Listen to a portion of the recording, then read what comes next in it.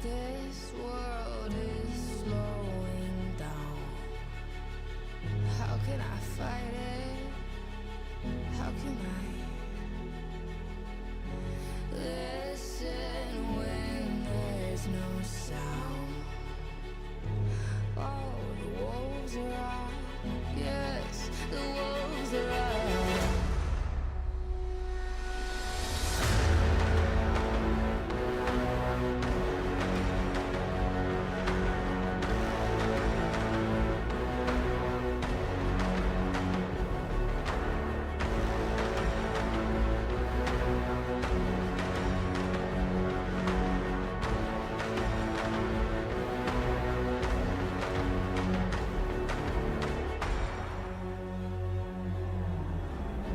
Hold on to what you found.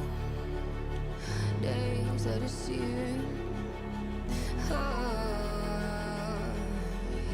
My head is spinning round. Oh, I hear you now. Yes, the wolves are out. One side of our reality. Satellites singing serenity. Send out a signal, please remember me. Send out a signal.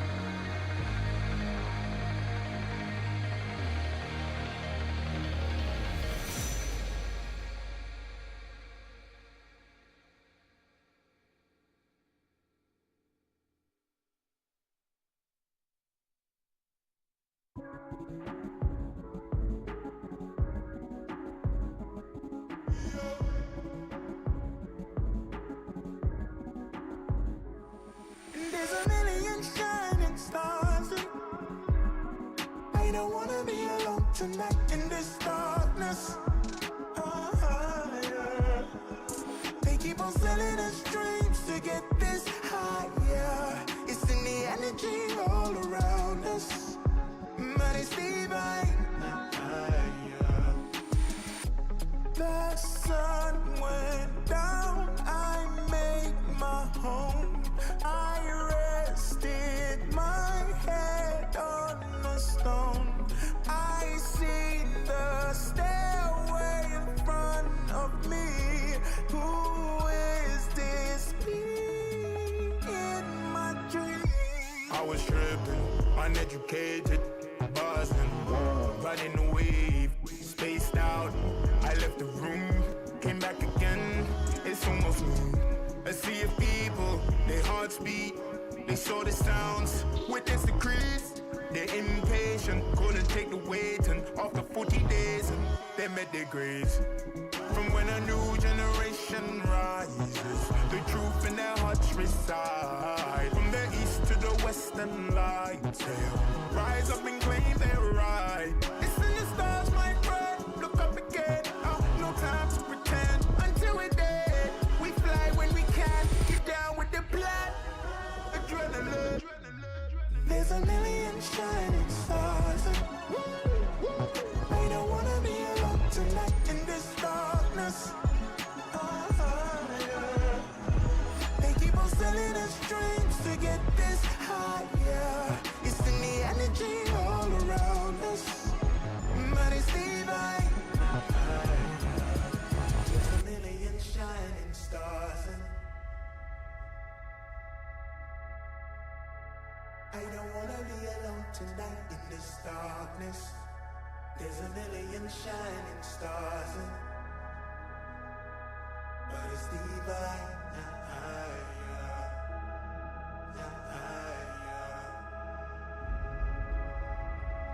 They keep on sending us dreams, dreams. It's in the energy all around us, all around us, all around us.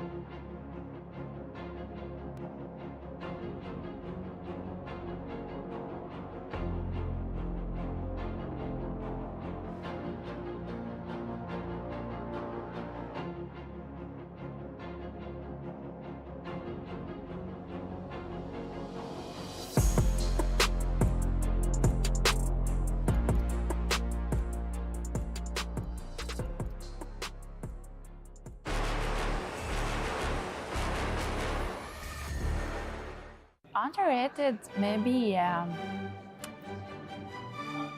I won't say Layla, but Недооцененный цитат. Аргус. Очень недооцененный герой. Он 1 на 1 любого чела убивает на фулсотах. Правда, на XP, конечно, страдает, но на голду это must have. На next патче его апают. Все будут играть на Аргусе. The hero that I really don't like to go against is Lucian because whenever I try to go near, she will pull me, boom, boom. Because the hero can the first skill, the second skill is it? The second skill can lift up and then pull me to another side. Yeah, that one I really don't like. I get really annoyed. I don't know, for me, underrated is Alice. Esme in jungle. I love Esme in jungle very much. And Vendetta, of course. yeah, Vendetta. Very underrated. Because it's my main hero and I don't see a lot of people play with it. So, don't like that. I think the underrated heroes is Zaz. Because he's good. Yes. Because in Malaysia, we rarely use it. But when I came here and then I tried to play rank and then people all ban Zaz. Yeah, ban Zaz. They respect ban her. Yeah, but in Malaysia, we don't ban any Zaz. Но Дариус считается самый сильный лайнер за счет того, что он берет соло перк, фулл и погнал. Вторым скиллом шотает любого персонажа. Ну, типа, это можно задолжить, если быть умным. I think the hero that they're gonna pick the most is Ling because right now he's in the meta and he's a really OP hero that he can rotate through the map really fast. Yeah. I think the most heroes that people will pick is Terizla. Because he is too overpowered in right now, meta. Yeah, probably they ban or pick the heroes. I like P1, but yeah, you know his hair damage now, it's not that good, so I can't play hair now.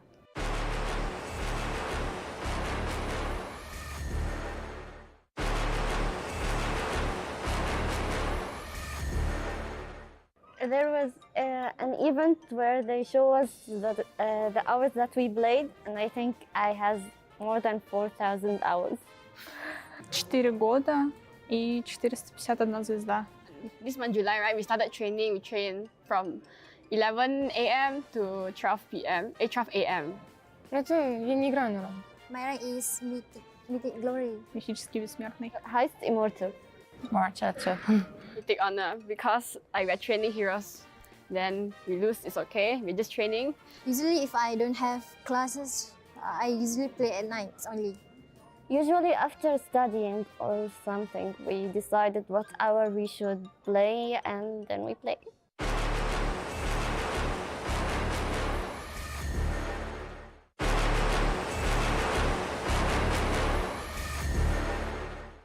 Mia. The first Mia. Mia. That Zeria's ulti. no, that's Mia. Mia's Oh, Mia. first skill. Second skill. It's an item, the Blood Wings. Blood Wing. Это крылья королевы. Lines. Крылья королевы. Крылья королевы. That wings. Yes, Blood Wings. Atlas second skill or first skill? First, Lalo second skill. Atlas. It's второй скилл Атласа. Второй скилл Атласа, да. What is this? Yeah. Atlas Ultimate. Even I don't know. I'm a wrong one. I don't know. I go. Yeah, but we forgot the name. Paquito. First Paquito. I think first Paquito. Maybe. First. Ой, это Paquito. Пакито. Второй скилл усиленного. Paquito. Paquito third skill. And the item that gives HB, I don't remember its name. But it's half immortality. Ой, это пояс, да. Защитный пояс. Защитный пояс. As well. Oh. It's the new emblem. But I can't remember his name. Temporal regime. Yeah. Это перк. Какой-то. Какой-то перк. Кубик. Кубик. Quantum charge. No, Hey, no. no, this is the new the new talent. But I don't know what's the name of it. Florian. What about Lauren Bessem. Yeah, это это Флорин? Пассивка Флорин. Yes. Пассивка Флорин. Oh my goodness. Florin. Florian is Burst is Fury. Brisker Fury. Yeah, Burst. Креты. Берсерк. Я Берсерка. берсерка. Berserker Fury.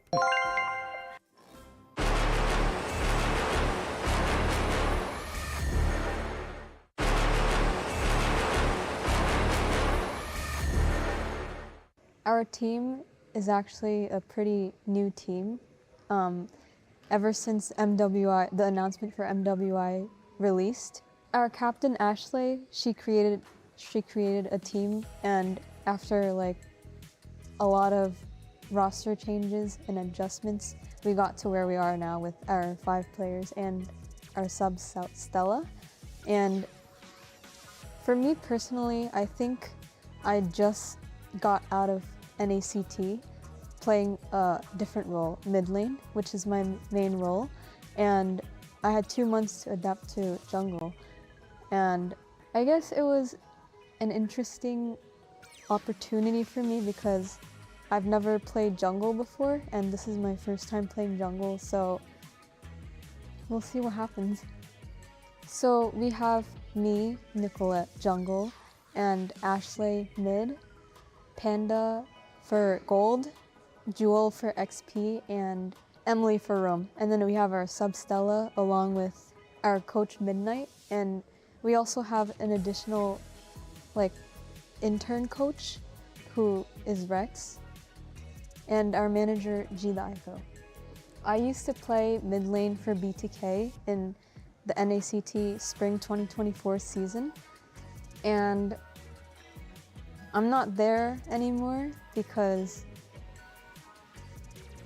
I don't think they had anything personally against me. I think they just wanted a different player. Like, they just preferred Mar Cutie over me. Like, there's nothing else to it. I don't think there's like personal hate. But even if I was playing with them and if we qualified for MSC, I was still gonna play in this women's tournament because me and Ashley have been talking for 6 months about creating a team, and I'm glad I have this opportunity to play internationally, whether it's with MSC or MWI. I'm very grateful to be able to represent Cloud9 in MWI because I feel like you don't get these opportunities very frequently. Like when you grow older, you're not going to be playing these games and playing competitively. I feel like you have to be young, and that's where you shine the most.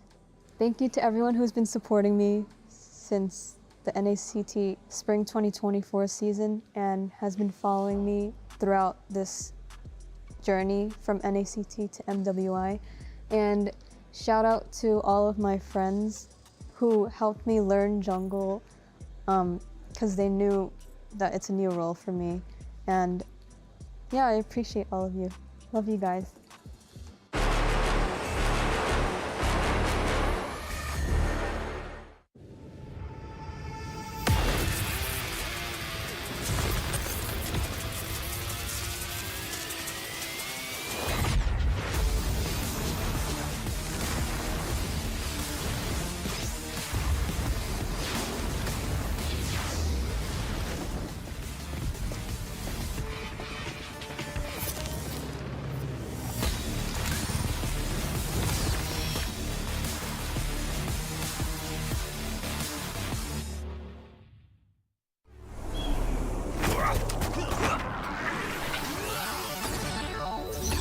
Ready, set, go.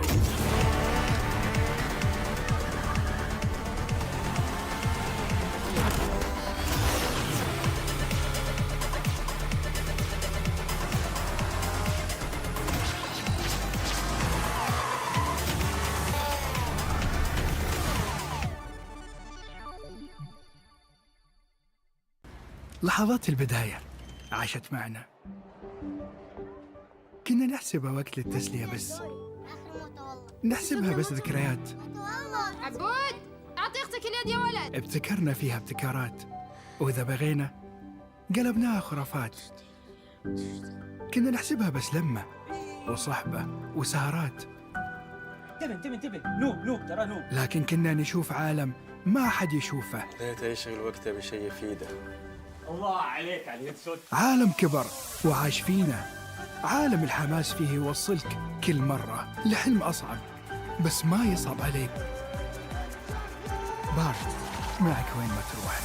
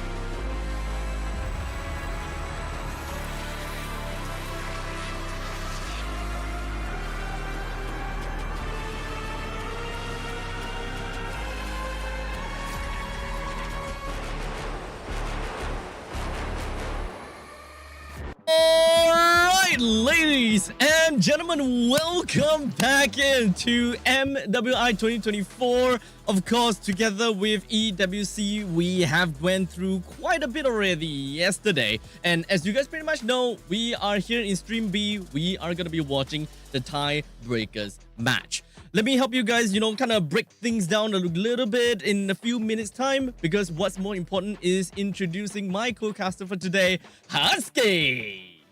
Yeah, it's good to be back, right? We were here for MSC that time, and right now we are here also to finish unfinished business, or at least to help two teams clean up the scores. It's Cloud9 and CFU Serendipity. It's going to be an interesting one because, we have had pretty interesting matches yesterday, and even right now on Stream A, if you guys want to watch, Group B and C go at it as well, it's happening live. And if there's any tiebreakers, they're gonna end up here, and we will help them settle the score. But for now, it's Cloud9 against CFU Serendipity. I find it very, very exciting to see how are they gonna take on each other, because Cloud9, if you guys watched the video just now at the loading screen, it's a pretty new team, but they show a lot of promises. I'm super excited for that, but we'll talk a little bit more about Cloud9 and CFU Serendipity later, as I am just going to kind of just help you guys understand more about the tournament format today. We're currently in the group stage so we're going through the round robin of best of twos in Stream A and yesterday. So we have a total of 12 teams, and all these 12 teams are split into 4 groups of 3, where they gotta fight it out for a total of 2 games. And in an off chance where there are 2 teams that kind of have the same points, they will come together to fight it out in Stream B, which is what we're going to be looking at today for between Cloud9 versus CFU. Following up after that, we'll have the top 2 for each group to move on over to the playoffs in a single elimination format, all of which are all going to be best of 3 to quarterfinals, semifinals, and the final will be a best of 5. Of course, when we are looking at all of these tournament format thing, we gotta have to expect prize pool, right? So we have a total of $500,000 on the line, Husky. $500,000. Yeah, $500,000, and a big chunk of it goes to the champions. $180,000 for the first place winners, and all the way down to $15,000 for the 9 to 12 placing team. So that means that if the team doesn't make it through group stage, they would still walk away with a decent size of the prize pool. So at the end of the day, it's more about which size, how big of a pie do you get at the end of this, which we've already eliminated Tidal Legends Gaming from Group D. I think Falcons Vega already is officially out of the tournament because Group C, they did play, I think, 2 of their best of 2s already. And it's safe to say that, Falcons, they got 0-2 by the opponents, so that we have to say goodbye to them as well. But for this one, this tiebreaker is we are going to say goodbye to either CFU Serendipity or Cloud9 by the end of it. And I personally feel like, if there's anything we learned from yesterday's best of 2 between these 2 teams, is that they show a very, very vast variety of hero pools, which we'll get into in a bit, because all this culminates into the club championship format. There's a leaderboard because every single win, every single trophy that you bring back home counts into this, with Team Falcons right now in the lead with 2 championship titles, one in Call of Duty Warzone and the other in a recently concluded Free Fire. So they're basically leading the chart, right? And at the end of it, if the club wins the championship, they also walk away with a prize pool of, I believe, 7 million, which is insane. Ooh, wow, that's insane indeed. So you guys can pretty much understand that here in EWC, having club the club ranking is super important. And as you guys can tell, some of these clubs doesn't necessarily have to win in the championships. That way they will still be able to get a good amount of points for themselves. For example, for Team Liquid, with a total of 1150 points to their club already, despite not having a championship title just yet. So there will always be vast changes to this ranking system, or rather to these ranking list. And as the day goes by, weeks, and perhaps after a few months, we will have the final tally of who is the best club by the end of EWC. But speaking of best, though, I do want to talk a little bit more about who are potentially going to be the best teams here for the MWI, because we gotta have to break things down a little bit as to what has happened thus far. So Husky, walk us through this. Yeah, I mean, very straightforward. For Group A, Falcons Vega, they are qualified for the top 8 for sure. We're looking at Cloud9 against CFU Serendipity in just a little bit. For Group C, Xeno Lilies and Victory Song Gamers, they are just trying to duke it out to see if a tie is ever going to happen, but they are guaranteed top 8 as they have eliminated Team Falcons Mina. For Group D, Vitality and Gaming Gladiators X Homegirls also made it through to top 8, with Tidal Legends Gaming waving goodbye. And of course, Group B matches will happen in just a little bit on Stream A for those who are interested. So we still have the Smart Omega Empress, Net Angels, and DreamHack Girls who have yet to take center stage. Plenty of games lined up, and I'm already noticing some very unique showings from some of these teams. I saw, I think Jushin was picked, and by the way, Jushin is available for MWI, so that does shake things up a little bit. The last time that we saw in MSC, we didn't manage to see Jushin. So coming into MWI, we're able to see that. I'm super excited and stoked to see what this annoying wishing lantern person will be able to, cause what kind of pandemonium in the battlefield itself. Now, you guys may be wondering, what's going on in Stream B? So let me walk you guys through this. We have this one game. It might just be one game, but you know, it's one of the most important games for these two teams. It decides whether you make it through group stage and get into playoffs, and it also decides the size of the prize pool that you potentially can leave the tournament with, right? Loser goes home with only $15,000, but if you make it through, then you guarantee yourself, you kind of raise the bar a little bit. But these two teams, they did tie with each other yesterday in that group stage, and looking back at the results, it was the average game length for these two goes around 17 to 21 minutes, and like I mentioned, right, they have shown an incredible vast hero pool, and the craziest thing is that in both games you rarely see duplicates on both sides. It really felt like these teams are of different personalities, and I wonder if it's gonna be the same going into the best of one later on. So honestly, these two matchups, we're gonna have to understand it is the crucial rematch between these two. One loss, and unfortunately, you are out. So let's take a look at who is going to be representing this best of one game for CFU Serendipity. We do have Moshibang, Tegami, Abi, Yue, as well as Fendi. And understandably, we have seen how strong they have been going on through, but there will only be one team that moves on over to the playoffs, and it's either them or the competitors, which is going to be Cloud9.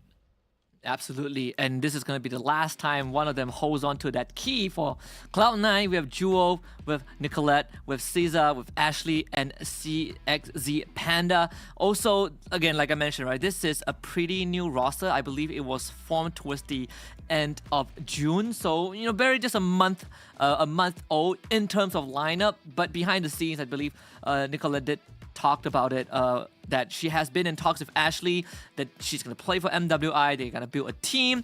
So this has finally come into fruition, and they do have Midnight as their coach, and Midnight was also the coach for Cloud9 when they played at MSC. So very experienced man behind the scenes. I want to remind you guys out there, if you guys are interested, and you should be interested, go to www.stcplay.gg to vote for your favorite teams. Vote for the next game at that exact domain, and see if your prediction skills are accurate. So of course, make sure you guys predict who is gonna be winning this match, CFU or Cloud9.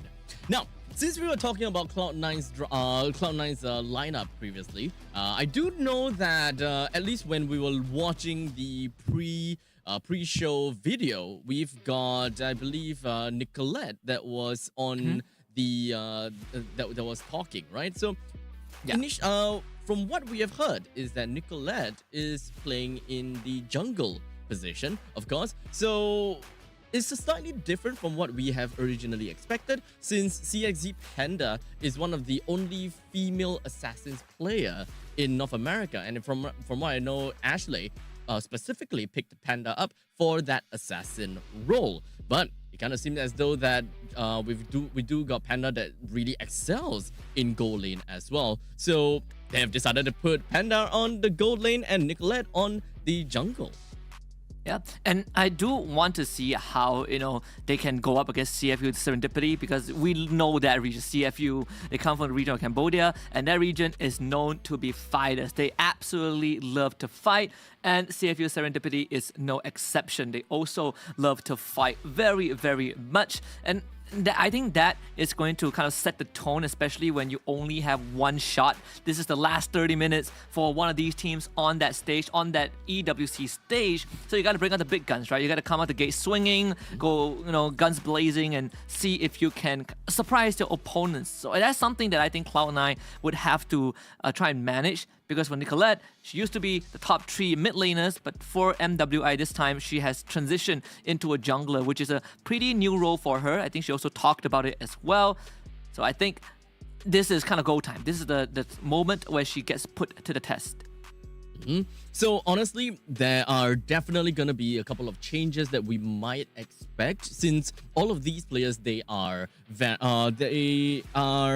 pretty much go around playing different kind of roles. So they would have very good understanding of how a gold laner would play despite being in the jungle, or how a mid lane will play despite playing as a gold laner. So they will be able to adapt with one another very effectively, and that is definitely something that I want to see from all of these girls here. The power of adaptability. Yeah, I want to see if we might get an assassin matchup, right? Because right off the bat, Cloud9, they go for the Link ban, whereas for CFU, they're focusing a lot on Ashley's hero pool. No Valentina, no Faramis. Basically, you get that utility out of the way so that if C9 wants to play kind of the comp that they've been showing in that group stage prior to this tiebreaker, they will have to think twice, because Valentina has been a staple for Cloud9, where, well, Cloud9, they're going to take out Jushin. I love this. I've seen Jushin in action. Absolutely hated her for how ridiculously good she is. I think they need to kind of adjust a little bit on how much it takes for you to grab someone with your lantern flare. So that's probably going to be a conversation down the road. But for now, get Jushin out of the way. I like it. Perfect. So with the Valentina, Faramis, Drusin, and as well as the Link out of the way, it pretty much gives us a pretty good understanding that all of these players, they just want to get rid of very annoying heroes, all of which that has been banned have got that same concept. They are just plain annoying. And of course, they have a very good standing in the meta as well. Now, with all of that said and done, we do have quite a lot of heroes that is currently available and has been pretty hot picks within of MWI, being Edith being one of them. Terizla, understandably, also gonna be one of the most important heroes that we see in MWI, picking up quite a bit of priority coming in. Yeah, he has been one of the most picked heroes alongside Ruby, which was banned in MWI so far. You know, it was picked 8 times while making 9 for Terizla with 100% pick and ban rate. Just a very good setter. We see the Angela on the side of Cloud9. There's a chance that we see that go over to the roam role for Exia. She has been playing a lot of Lolita and Florian, so Angela could be an option, or it could be a replacement for Ashley's hero right now that Valentina and Faramis are gone. This Hayabusa is no surprise though. We talk about a potential assassin matchup. The question is, for CFU Serendipity, would Tegami go for an assassin hero? I mean, Lancelot was picked up yesterday. If I'm not mistaken, it was on the side of CFU Serendipity in Game 2 against C9. But for now, it's Roger and Edith. Right. So CFU, they have a very strong main tree core for their lineup already. They have they have 2 members that is really good at taking up the front lines. So they have pretty much set themselves up pretty nicely. It doesn't necessarily fixate them onto, oh, we gotta have to play split push. Oh, we gotta have to play on the team fight basis. There's still a lot of X factor that we can potentially see from the side of CFU Serendipity based on what C9 eventually drafts for themselves. Like, for example, if whether the Angela is actually going to go over to the middle lane, try to understand what kind of weakness we may potentially be able to see from the C9 setup. And right as we say that, we only see fragile heroes coming from the side of C9, all of which are very weak in the early stages of the game, except for the Angela, of course, with one of the strongest first blood potential. But regardless, we can kind of put that aside first, because we still don't really have a very good idea how they would want to play this Angela coming into this match. I would say, you know, for this Angela, again, it is up in the air whether it goes for Exia or Ashley. Just based off of the track record, right? We haven't really seen Ashley get tested too much in terms of the hero pool. She's been getting Valentina whatever she wants. Same as the carry, it has been majority, I think 3 out of 4 games they played so far in the group stage up to this point has been carry. Well, no, 2 out of the 4, half of the games they played, in fact. So Vexana Lilia gets banned now. We're looking at the mid lane being targeted.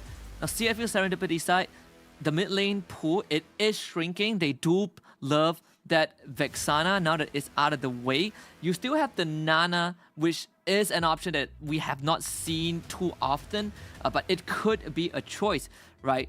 We're going to take out the X-Borg first, because there's Edith and there's Terizla. You just generally don't want to deal with the X-Borg. You could look for Lapu Lapu ban as well. Lapu Lapu, Yuzhong, I think they're pretty decent options. And you also limit what Cloud9 can do now that they have the Angela on their side.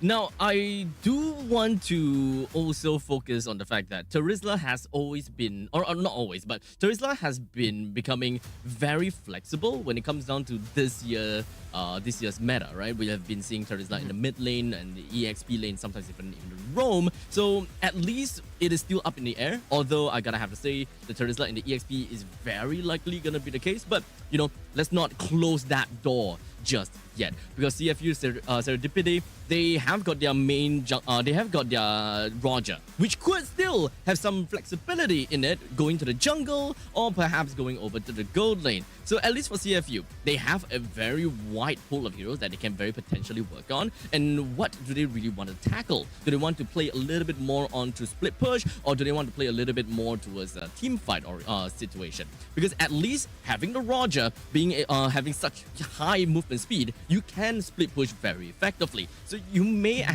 can actually forego heroes that do well in mobility, especially since you can actually put a Roger and kind of tally it in place with Hayabusa. The only thing that you gotta have to be careful about is the global presence of this Angela, as well as the Ogi Shadow Kill that this Hayabusa is capable of unleashing onto this Roger. See, the Esmeralda is one of the heroes that Jewel also favors. So, you know, C9 going for the comfort picks. So, Esmeralda, not sure how I feel about it. I mean, you can definitely send back the Terizla. You take some time to ramp up. The Nana that I didn't mention early on, that can be an option for CFU Serendipity. That was out as well, alongside with the Claude. So we do get the Roger jungle.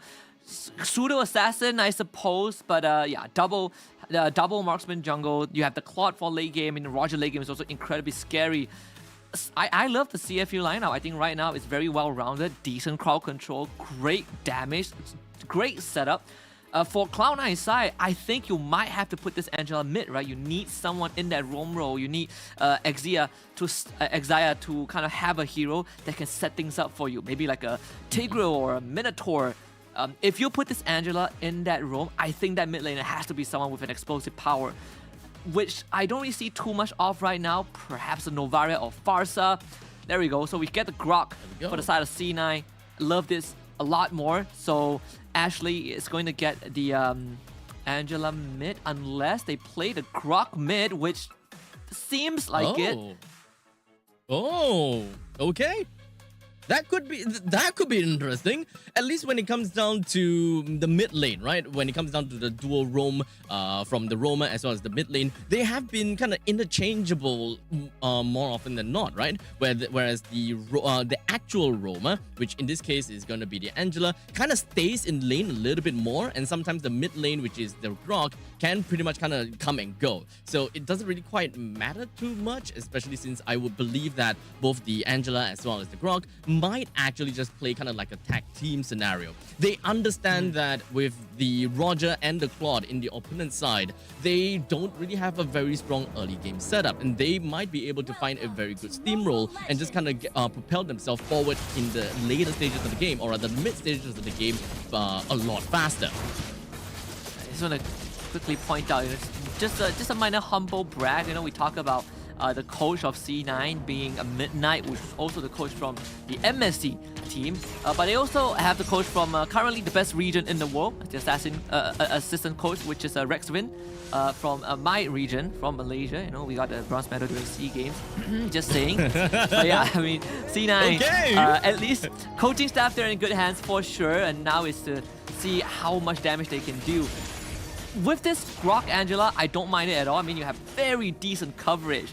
But the main thing is to get this Hayabusa ahead. Hayabusa running Warcry, you get a lot of damage once you get on top of someone.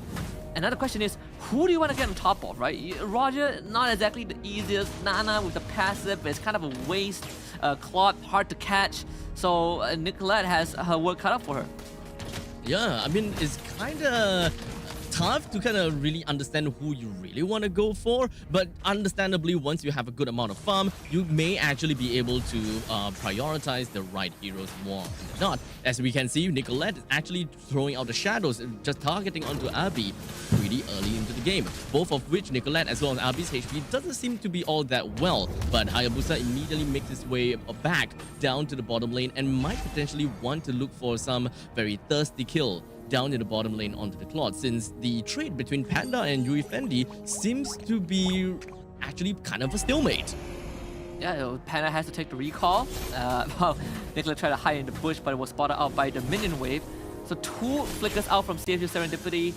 Yui wants to go for an engage, but you know, a bit too fast. I'm gonna try and gank top side, but yeah, Teresa is gonna be fine. No kills will come through, at least not for now.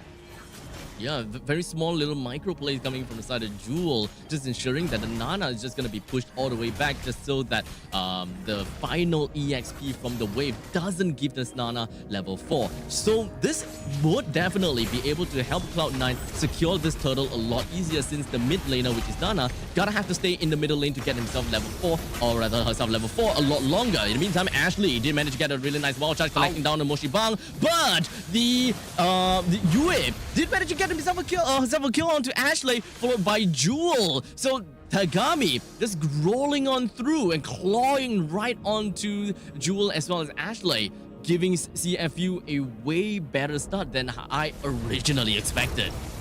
Yeah, one of the things that Cloud9 is going to face for the majority of the early phases, that where's the damage, right?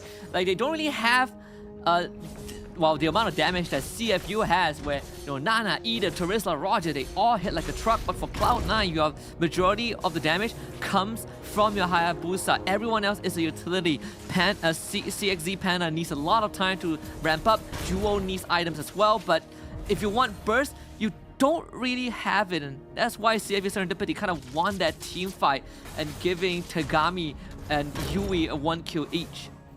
I think that one of the biggest value that CFU can take in the early stages of the game would be Moshi and Yue's sustainability, right? They are tanky enough to be able to soak in a lot of damage while being very strong bruisers, especially since Yui, she can just soak in all the damage, and once she breaks out of Phylax, all the HP can come back to her almost immediately and pretty effectively as well. So you can't really look down on the power of Edith in this matchup at all. In the meantime, Cloud9, they don't necessarily have heroes that is very sustainable per se. They are durable, sure, when it comes down to Ashley as well as Jewel, but Jewel is all about the shields. It takes time for Jewel to even be able to grab all of these shields away from the members of CFU, but the power of burst is what CFU have got at this point in time. In the meantime, a really good knockout coming from the side of Ashley, while the rest of the team fight coming from CFU is just going to be bursting right out. Ashley all the way in the front. That is going to be 1 man down from the side of Cloud9 again, as CFU very effectively and very methodically takes 1 person down. That's the second death for Ashley. What do we say, right? This team from Cloud9, this composition just does not have damage. We saw the attempted engage, a flicker wild charge hitting on the 2 people, but only Nicolette was able to do damage, and they don't even get Yui Fendi up top. I suppose they could at least take the turret. Turtle did go over to CFU. Cloud9 is very obvious what the idea is going to be, or who the damage dealers are. Early to mid, Nicolette's Hayabusa. Late game is all going to be the carry, but getting out of this mid to late game is going to get tougher and tougher, especially when these skirmishes are so one-sided. Since we're looking at about 1,000 gold lead for the side of CFU, as well as them being able to take quite a bit of control in the river, I would believe that CFU should be able to help Tegami just bump up onto the gold and the income, just so that she will be able to get a very good snowball coming into roughly about the 8 minutes mark. But they gotta have to really kick up a notch a little bit more and try to get a little bit more of these assassination kills, perhaps onto the Angela or perhaps onto the carry. Since Cloud9, yes, when it comes down to lockdown, there is definitely a form of lockdown when it comes down to Ashley's wild charge, but other than that, we don't really have much. We have a late gratification coming from the puppet strings as well as from the side of Esmeralda, but speaking of which, we're just gonna hold on down to the bottom lane as the Molina's gift is just gonna be popped coming from the side of Abi. Cloud9 is pretty happy with just popping the passive, immediately pushes themselves right back onto another fight, as Cloud9 unfortunately being completely sandwiched out, and Jewel finds herself taken down again. But Nicolette responds all the way to the top lane, managed to bring Yui Fendi down, and this will effectively help Panda unlock herself and being able to bring down the first defense turret in the top lane. Yeah, finally, so much cross-map plays, right? They just saw Nicolette down bottom. getting Nana's passive out and then suddenly showing up top to kill the Claude. That is great. At least some salvage for Cloud9. They're actually not too far behind, just 900 gold deficit. Third total coming up on the bot side for CFU Serendipity. I think Cloud9 might have to consider giving it up unless they can somehow get a good pick, because Tagami is starting to get quite scary, right? 2-0-1 with that war cry on her as well. So those burst damage that this Roger can dish out cannot be underestimated, even with the hard guard. So with the turtle currently down onto the side, onto the bottom side, CFU have got themselves a pretty good priority on top of that. So they should be able to hold down onto the turtle a little bit longer. Since Cloud9, they don't really have anyone that can kind of hold on to the turtle for an extended period of time, or sorry, Lord, for an extended period of time in the latest stages of the game. CFU will be able to get themselves in a pretty good spot. As such, they bring Ashley down, as Ashley is a little bit too far away from the main bodies of the side of Cloud9. As such, CFU with the numbers advantage, they're just going to be going all the way in, with Yui Fendi just holding on with the Blazing Duet. Dealt a good amount of damage, but for now, we're just going to be focusing on Panda. They effectively managed to bring down the Terizla. So Cloud9, they have the upper hand at this point in time, with Nicolette completely at full health. That was all Jewel and CXZ Panda duo able to buy time, but most importantly, the carry getting free reign to deal damage, and the crowd control! Nicolette getting caught by Yui's onward just as she uses the quad shadows to engage. What timing from this Edith to get that punish, but still Cloud9 getting the remaining tier 1 turrets, and just in time for Lord to spawn. Slowly but surely, Cloud9 is still on the front seat, despite actually losing quite a bit of these kills. As you can see from this from the scoreline, we've got 6 kills for CFU and 2 kills for Cloud9. Yet when it comes down to the income, Cloud9 was actually leading for a short few seconds until now, where CFU has managed to catch up just by a tad bit of a 400. Shy bit of 400, and that's completely fine in the hands of Cloud9. But the priority of this current turtle is still going to go over to the side of CFU, and it doesn't seem like Cloud9 anyone is ready here. It doesn't seem like Nicolette is anywhere around to actually deal with the Lord. As such, it's a free Lord for the side of CFU. Yeah, they just give it away. I guess for Cloud9, I mean, they can afford to defend for sure. It's just the first Lord, 9 minutes in, not too big of a deal. Okay, as long as this carry comes online, as long as this carry is well fed, they will be set for that late game.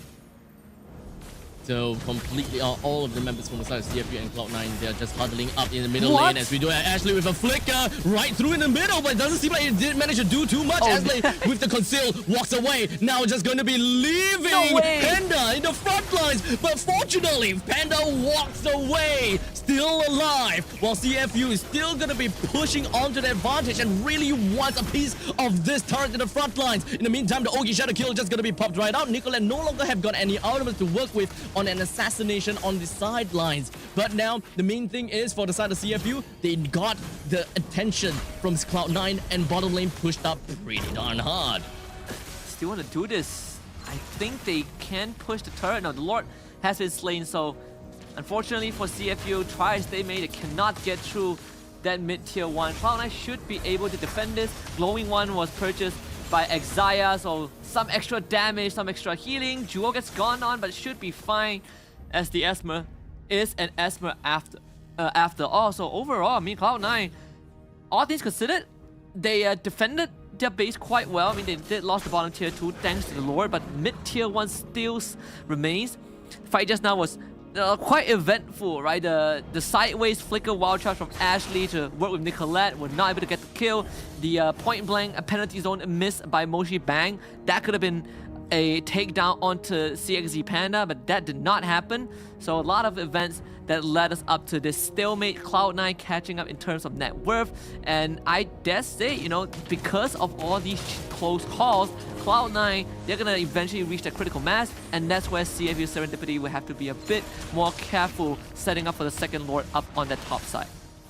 CFU definitely showed that they are very eager to fight, and they are bold when it comes down to all of these fights. Very confident, if you ask me. But unfortunately, there have been too much times where Cloud9 managed to outmaneuver CFU when it comes down to the macro gameplay. As you can pretty much see that there is already a total of 3 turrets in the top, bottom, and middle lane combined, taken down. So at least when it comes down to taking the river control, Cloud9 definitely have got a way better spot since their middle lane first defense turret is still standing tall. Cloud9 did a pretty good job keeping that turret up, to be honest. Yeah, absolutely. I mean, even for Serendipity, right? They actually have a pretty decent siege comp. You know, you have the Claude, you have the Roger, but Ashley, despite going down 3 times, has been doing a great job of just sandbagging CFU. Every single time they walk up, you just build a Nature's Barrier, make sure that you stall out the minion wave. This could be a kill. Oh, yep, with Ashley popping right up with the wild charge, and now we even got Esmeralda just hoping that we'll be able to follow up on the Moshi Bang, but the rest of CFU, they were ready, very much ready to come into the aid of Moshi Bang and ensure that Terizla is safe and sound. Also, overall, we're starting to see this carry really hurting. That was your front line, by the way. That was your Terizla, the guy with the body of a smith who was supposed to be an impenetrable wall and almost went down in a few seconds thanks to this carry's true damage. So this Lord Dance is going to get a bit deadly. Esmeralda Duo is going to throw her body every single time she has Purified online, but CFU wants the Lord. They have definitely got the chance to pick up the Lord, but Ashley with the nice little barrier to make sure. Oh, the 3-man wall charge! That's what we want to see! Moshi Bang all the way in the middle of the fight. Wasn't able to do too much when it comes down to the penalty zone. Tegami all the way in the front lines. He's still stripping everyone to shreds while Nicolette deals with Tegami's friends down in the back lines, while Panda throwing all of these spinning light wheels away on the CFU. Cloud9 emerged victorious in that fight.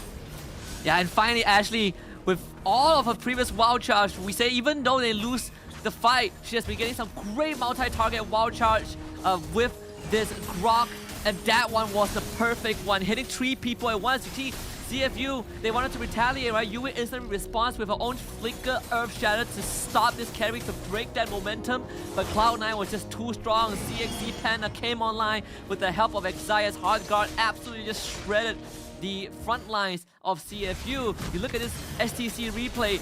Ashley, what a read into that bush.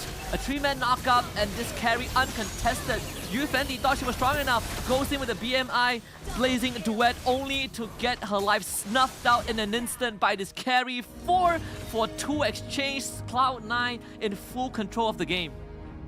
With that all said, Cloud9 now has a total of about 4,000 gold lead on top of CFU. How big of a change a single team fight could just spin over to the side of Cloud9. And with the Lord now running down in the middle lane, preparing to pillage all of CFU and whatever that they hold on dear. As he charges on to the middle lane inhibitor, brings it down almost immediately while the top lane and the bottom lane are shoved out pretty nicely too. Cloud9 now reserving their energies just a tad little bit, make sure that they do not go and overextend themselves, and all they want is objectives to bring down the top lane inhibitor turret, while Nicolette have got other plans in her mind. Immediately went for the assassination onto Abby. That puts 4-person onto the side of CFU. Cloud9 definitely have got a numbers advantage now. Nicolette is not going to be stopping with all of these assassinations, as you can see, constantly going in and out of the fight. Very slippery. Just look at Xayah, she's just hanging back. Watch out for Ashley though, Flicker is back up. So we might see another Flicker wild charge. This could be the final push. Yes, now we do have the wild charge coming from the side of Ashley. It did manage to do a very good job, but unfortunately, it doesn't seem like the damage coming from the side of CFU is doing much at all. Tegami went straight in and wanted to end the life of Ashley. Put too much time and resources just for the Grok. Moshi Bang now focuses herself down onto Ashley, but still not quite enough. With only 2 members left, Abi as well, Yui Fendi. Nicolette brings Abi down, and the rest of Cloud9, they don't have a crit just yet, but they don't care because the next wave comes right in, and Cloud9 takes the crown for this tiebreaker match away from CFU. CFU Serendipity sent back to the depths of the ocean as Cloud9 soars beyond the clouds. And they have made it into top 8, made it to playoffs. Congratulations to the ladies. What a decisive game, right? It looked close. Look at CFU Serendipity had it all figured out. We have a lot more damage. We take objectives. Well, we can fight you during early objectives. But First Lord, it was given up by C9.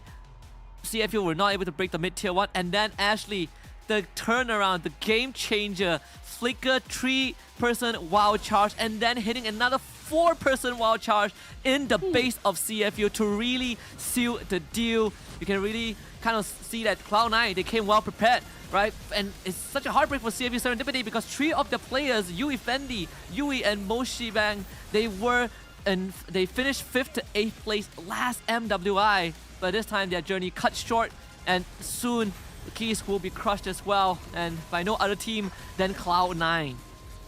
It is definitely a heartbreak for our friends over at the side of CFU Serendipity. But Cloud9, they are going to be real happy as they will be able to move on to the playoff stage. This is definitely it's a gritting match, you know. They gotta have to go through all of these nerves and know that their lifeline in the tournament rests on this one single game, on this one single draft. We identified and we saw, hey, where are they getting all their damage from? All of it comes in from the side of Hayabusa. Do they really even have enough time to kind of drag things out or just kind of like propel the income of Carry fast enough for Carry to really come online faster than both the Roger and the Claude? It seems like they managed to find their answer. Yeah, absolutely. I mean, Cloud9, it is a pretty star-studded roster, especially Nicolette. She has a lot of accolades under her belt, right? She has participated in several NACT leagues, has achieved 1st to 3rd place. Even the most recent one, she wasn't able to play the grand finals, but still, right? She was a big part of that NACT squad that led them here, and we did see them perform on the MSC stage, but as much as the MSC Cloud9 didn't make it through into playoffs, at least the MWI Cloud9 will have a shot at glory heading kind of past the gauntlet and into the best of 3s, where you really have 3 chances to prove your worth. So I think this is such a good opportunity for these teams, and I think even more important for Nicolette, right? Switching roles from mid to jungle 1 month before MWI, and after getting benched from the NACT Spring Finals, this is a path to redemption. I gotta have to say, the game ended a little bit too early, I gotta have to say. I was kind of hoping that we'll be able to get a little bit more out of that game, but what can you say? The Cloud9 members, they were very sure as to how they would want to play the game, and they knew that they were technically on a timer. Not technically, actually. They are on a timer, especially since they are dealing with a Claude as well as a Roger. Once these two comes online together with the crazy amount of lockdowns that they can be provided by the Terizla as well as the Edith, it's definitely gonna be scary to really deal with all these powerhouses in one go. Yeah, absolutely. Well, with the first tiebreaker concluded, we are glad to tell you guys that we still have more tiebreakers to come. Xeno Lilies against Victory Song Gamers coming up next after this break.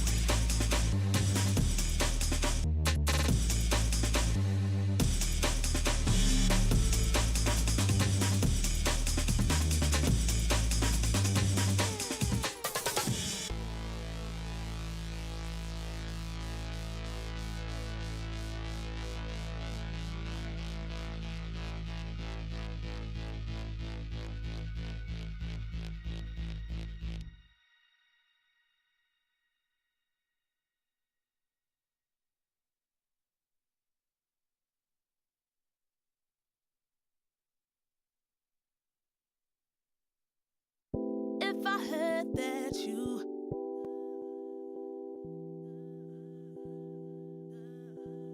if I heard that you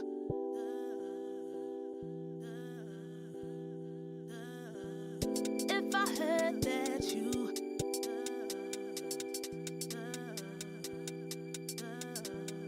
if I heard that you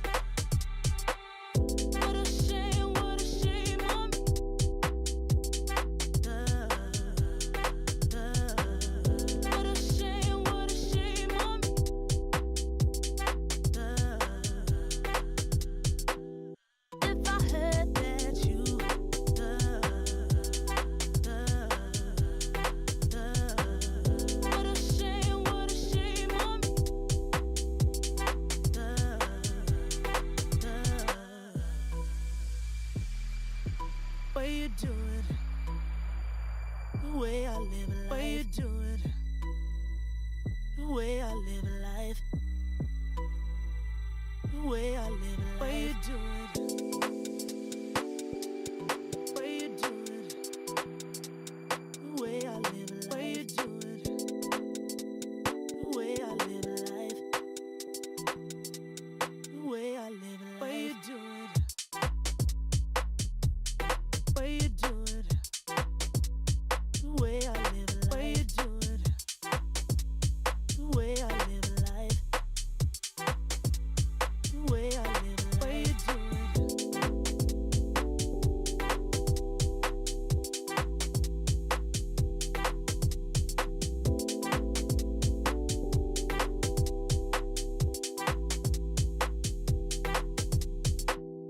What a shame on me.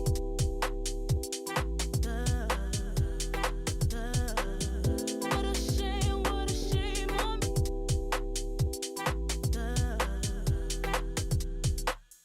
If I heard that you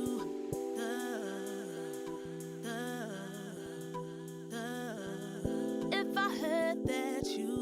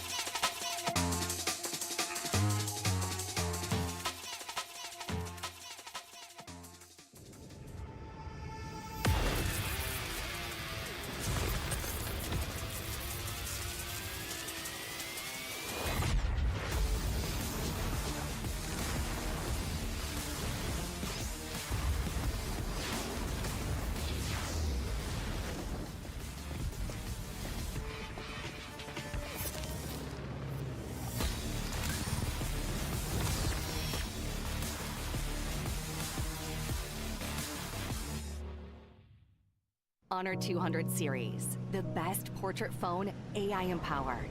Studio level, AI portrait camera, 3 hardcore portrait modes. Color, vibrant and classic to capture portraits that truly stand out.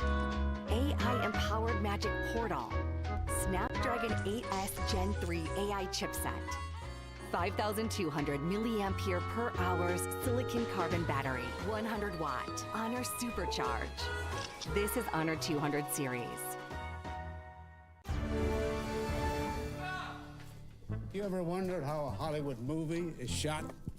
On a Sony. You review it on a Sony. And how do you make that sound epic? You record it on a Sony. Lunch break on a Sony. So why wouldn't you watch it on a Bravia by Sony? Have you got what it takes to get to the top? It doesn't matter how high you climb. To reach the top, even the biggest champ needs a break. So you can recharge, dive back in, and dominate.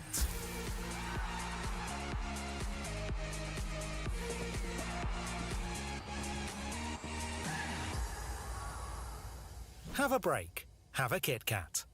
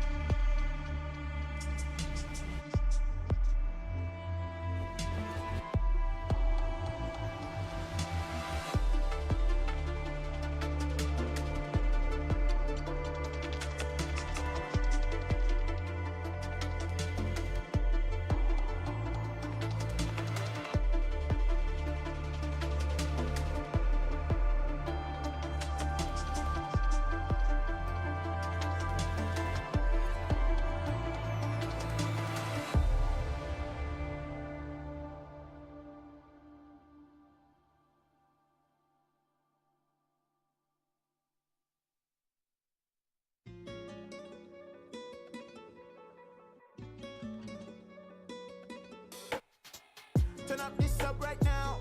I like this up right now. You might be stuck right now. This might loosen me up right, up right, up right, up right, up right now. Get off this bus right now. You're acting sus right now. This one. Turn up this up right now. I like this up right now. You might be stuck right now. This might loosen me up right, up right, up right, up right, up right now. Get off this bus right now. You're acting sus right now. This one. I know what you want. I know what you need. Here's some seeds. Grow some trees. Ain't no smoke, it's made for lungs, but you believe. But it's okay, we make mistakes, be relieved. So why art doubting? They're not like me, remarkable. My eyebrows too intense. I rock out like the Brahma. I wanted to be like Dwayne Johnson. Teacher said I'm trouble. Once I clocked my dreams won't work, I started snapping, I bust bubbles. I think it's how creators see. Other creators be perceived as fly. You're whipping right, but off IG, you're broken cheap. I need an electric bike to vend this food, to vend these rules. Get these tools, cause haters drool, they're watching me. Haters discretion advised. Oh me, oh my, I just want to survive in the sea under darkness. Hiding from the light, all we do is push violence. Pain over violence, radio silence. Turn up this up right now. I like this up right now. You might be stuck right now. This might loosen me up right, up right, up right, up right, up right now. Get off this bus right now. You're acting sus right now. This one. Turn up this up right now. I like this up right now. You might be stuck right now. This might loosen me up right, up right, up right, up right, up right now. Get off this bus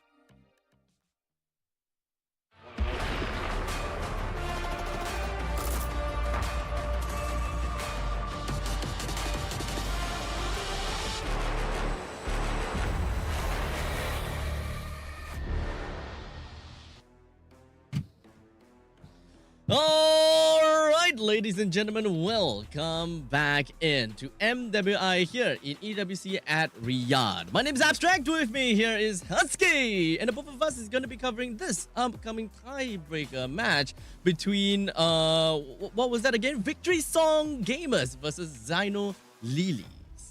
Absolutely. So this is going to be directly from Group C, still fresh out of the oven. You know, it was the last best of two from the Group C matches, and both teams happened to tie. They also gave us the longest game in MWI group stage so far, 30 minutes. 13 seconds with Zyno Lilies coming out on top. This is going to be very, very interesting because contrary to Cloud9 against CFU Serendipity, this one is not for eliminations. This one is just for the seedings for playoffs. So winners becomes the first seed of Group C, and loser becomes the second seed. So not too big of a deal, but still important if you want to get a better matchup for playoffs. Exactly. So coming up, of course, when we are looking at the upcoming showdown between these two teams of Zyno Lilies versus VSG, I gotta have to say, right, with a 30 minutes game in our hands, I believe that both of these teams have got very strong understanding as to how they would want to play into today's games, right? Victory Song Gamers from EECA and Zyno Lilies from the side of Mekong. I'm pretty sure that we have heard before from many times when it comes down to Zyno Lilies, the Mekong region has, of course, always been showing up quite a lot of times, and EECA being a relatively fresh region as well. I'm very much excited to see what exactly Victory Song Gamers have got for us today. Yeah, absolutely. And I think, one thing about these two teams is also the fact that both teams have two Filipino imports, two on the side. For the side of VSG, it's going to be the gold laner and the roamer, Rian and Gaily. But for Zyno Lilies, it's actually the jungler Ramichi and the gold laner Taro. So we took a look at the matchup. Let's take a look at the roster. Zyno Lilies starting it off with Kao, Ramichi, Sa, Shiromi, and Taro to kind of make up the entire roster, with the highlights, I mean, specifically for me, being Ramichi in the role of the jungler. So coming up, of course, I gotta have to, I definitely gotta have to say, Zyno Lilies, they are expectedly pretty aggressive with how they have been playing thus far. And of course, they are, very methodical with every single team fight that they will want to bring themselves into. One of the questions that I always ask whenever I'm looking at the MWI games is, how much would the drafts eventually mean to all these ladies? Like, how would they want to draft, especially when it comes down to a best of one series, and understanding the current meta when it comes down to MWI with the popular picks, which is heroes such as Ruby, Edith as well, Terizla. In fact, since I'm talking about Ruby, mentioning about that, we have seen Ruby being picked up quite a lot, but unfortunately underperforming by quite a lot. In fact, I think that we have a total of 8 Rubies being played, the last that I've seen, with not a lot of wins actually. Yeah, it's pretty unfortunate.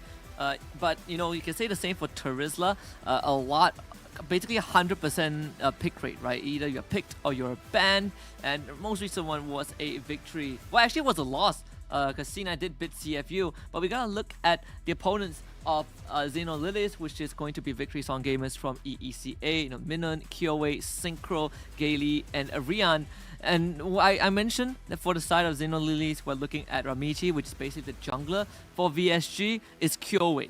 Right? These two are going to be, at least for me, the key matchups coming into this series, especially Kyoe, because I was able to tune into one of VSG's games early on when they went up against Falcons Vega Mina, and she played a insanely nasty Benedetta jungle. So I think we are in for a treat.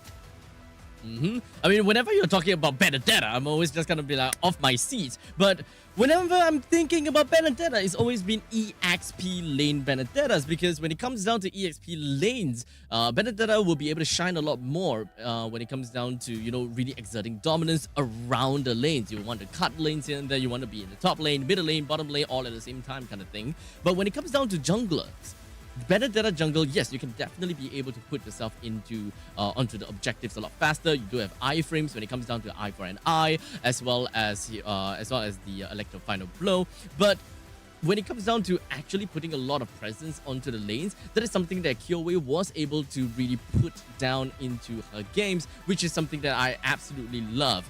Now, speaking of which, since we're talking about heroes as well, I gotta have to say that Ramichi so far has only played 4 heroes in the 4 games with the Hayabusa, Martyrs, Julian, and Alice, being a what can I say? Being Julian, one of the common pick in various different lanes, with Kyoei in the jungle as well. In fact, Julian has been picked quite a bit, but similarly with not that much of a win rate. Yeah, I mean, you can clearly see that for VSG, for Kyoei's hero pool, right? She is really into Benedetta, Julian, Roger. There's more elusive but can kind of hard carry the game sort of jungler. It's not your traditional I'm gonna front line, it's not your traditional assassins. So this is something that I find very unique about VSG. They also have a very good understanding of when the power spike is, and I believe when it comes to power spike, Xenolilies like to play that mid-game spike. So we can expect that First Lord, that 8 to 12 minute last sort of First Lord window to be a very crucial point to see if Xenolilies can kind of use that timing to find a lead like what we saw from Cloud9 earlier on, or is VSG going to play that patient game, hit that late game, and just take over. Well, it all relies on to the draft. How do they want to play in the early, mid, and the later stages of the game? When it comes down to Xenolilies, is something which is a team that I definitely want to look out for as to how they want to, kind of come up against the members of Victory Song Gamers. But we talked about the fact that they did have 2 imports when it comes down to the Philippines, and we gotta have to be really careful about these 2 Filipino imports, right? We know that Philippines is understandably one of the strongest region when it comes down to MLBB, but we cannot forget about the fact that Victory Song Gamers, they come in with the idea of winning. As such, they do have bootcamp for themselves too. They bootcamp in Bali, in fact, for a week before coming into Riyadh. So when it comes down to diversifying their meta and diversifying their strategies, it's understandable that Victory Song Gamers have got a little bit of a taste of the Indonesian meta or the Indonesian strategies and gameplay before coming in.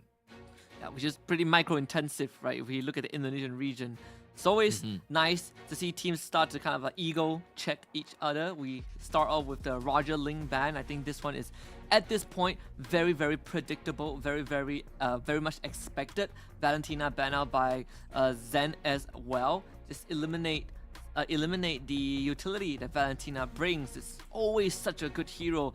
And VSG responds with the Faramis. And speaking about VSG, I believe in ECA they have been pretty consistent with the performance, right? Always getting a top 3, top 4 finish in recent tournaments. So coming into this, I think it's also a very important time for them to put ECA on the map if they already haven't done so.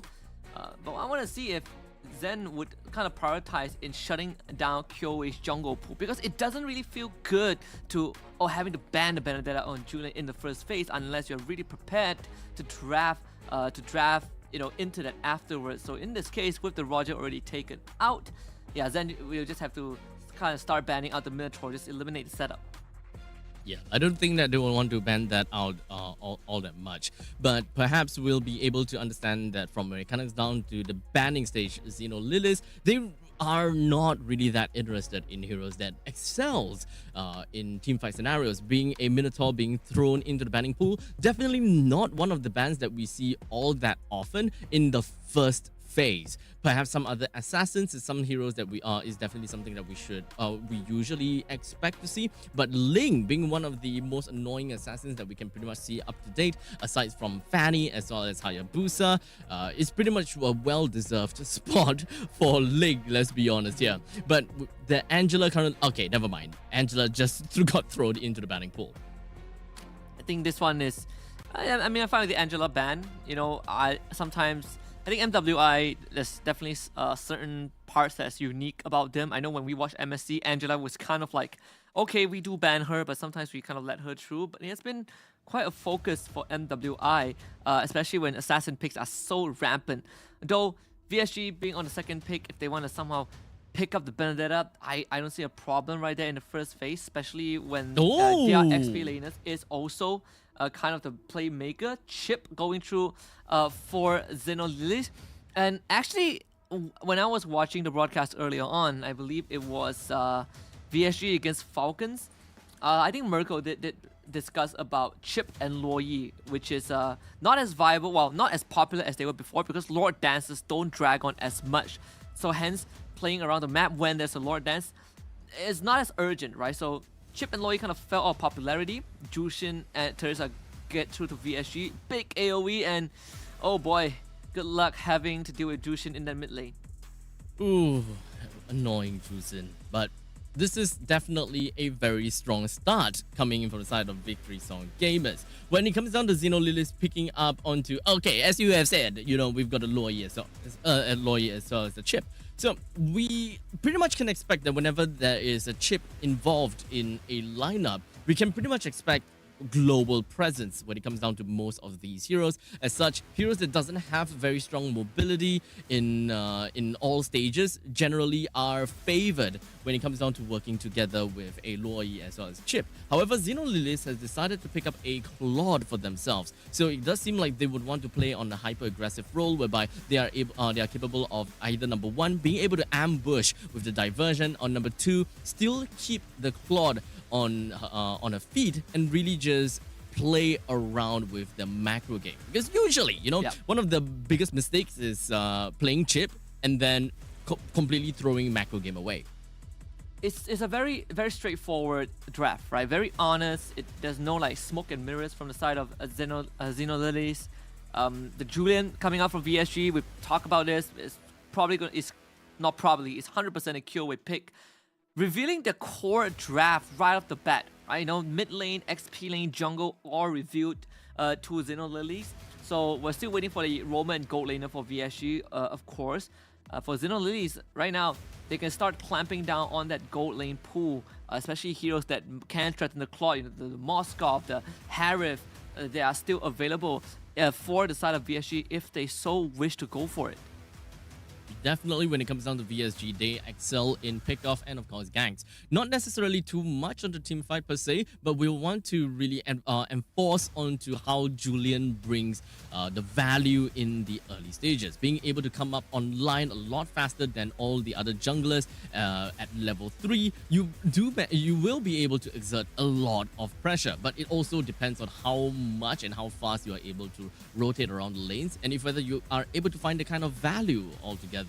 And most of the time in the early stages, you really want to make full use of your enhanced scythe in order to go for all these pickoffs. So with the main core EXP, jungle and mid already picked out, we don't really expect too much of an X factor from the side of VSG. So it's more or less they've already settled down onto their role as well as settled onto their strategies. They will want to play a lot more pickoffs. So leaving that up to the Roma, they don't exactly particularly need someone that can really open up the particularly hold onto the Lord that well, because they already have a Terizla. They have a pretty strong front lines and an engager from that point. But someone that is able to follow up of the Terizla, or being able to interchange with the Terizla as to who initiates and who follows up. This could be a Tigro ban. I mean, we might see Xenolilies lean into that.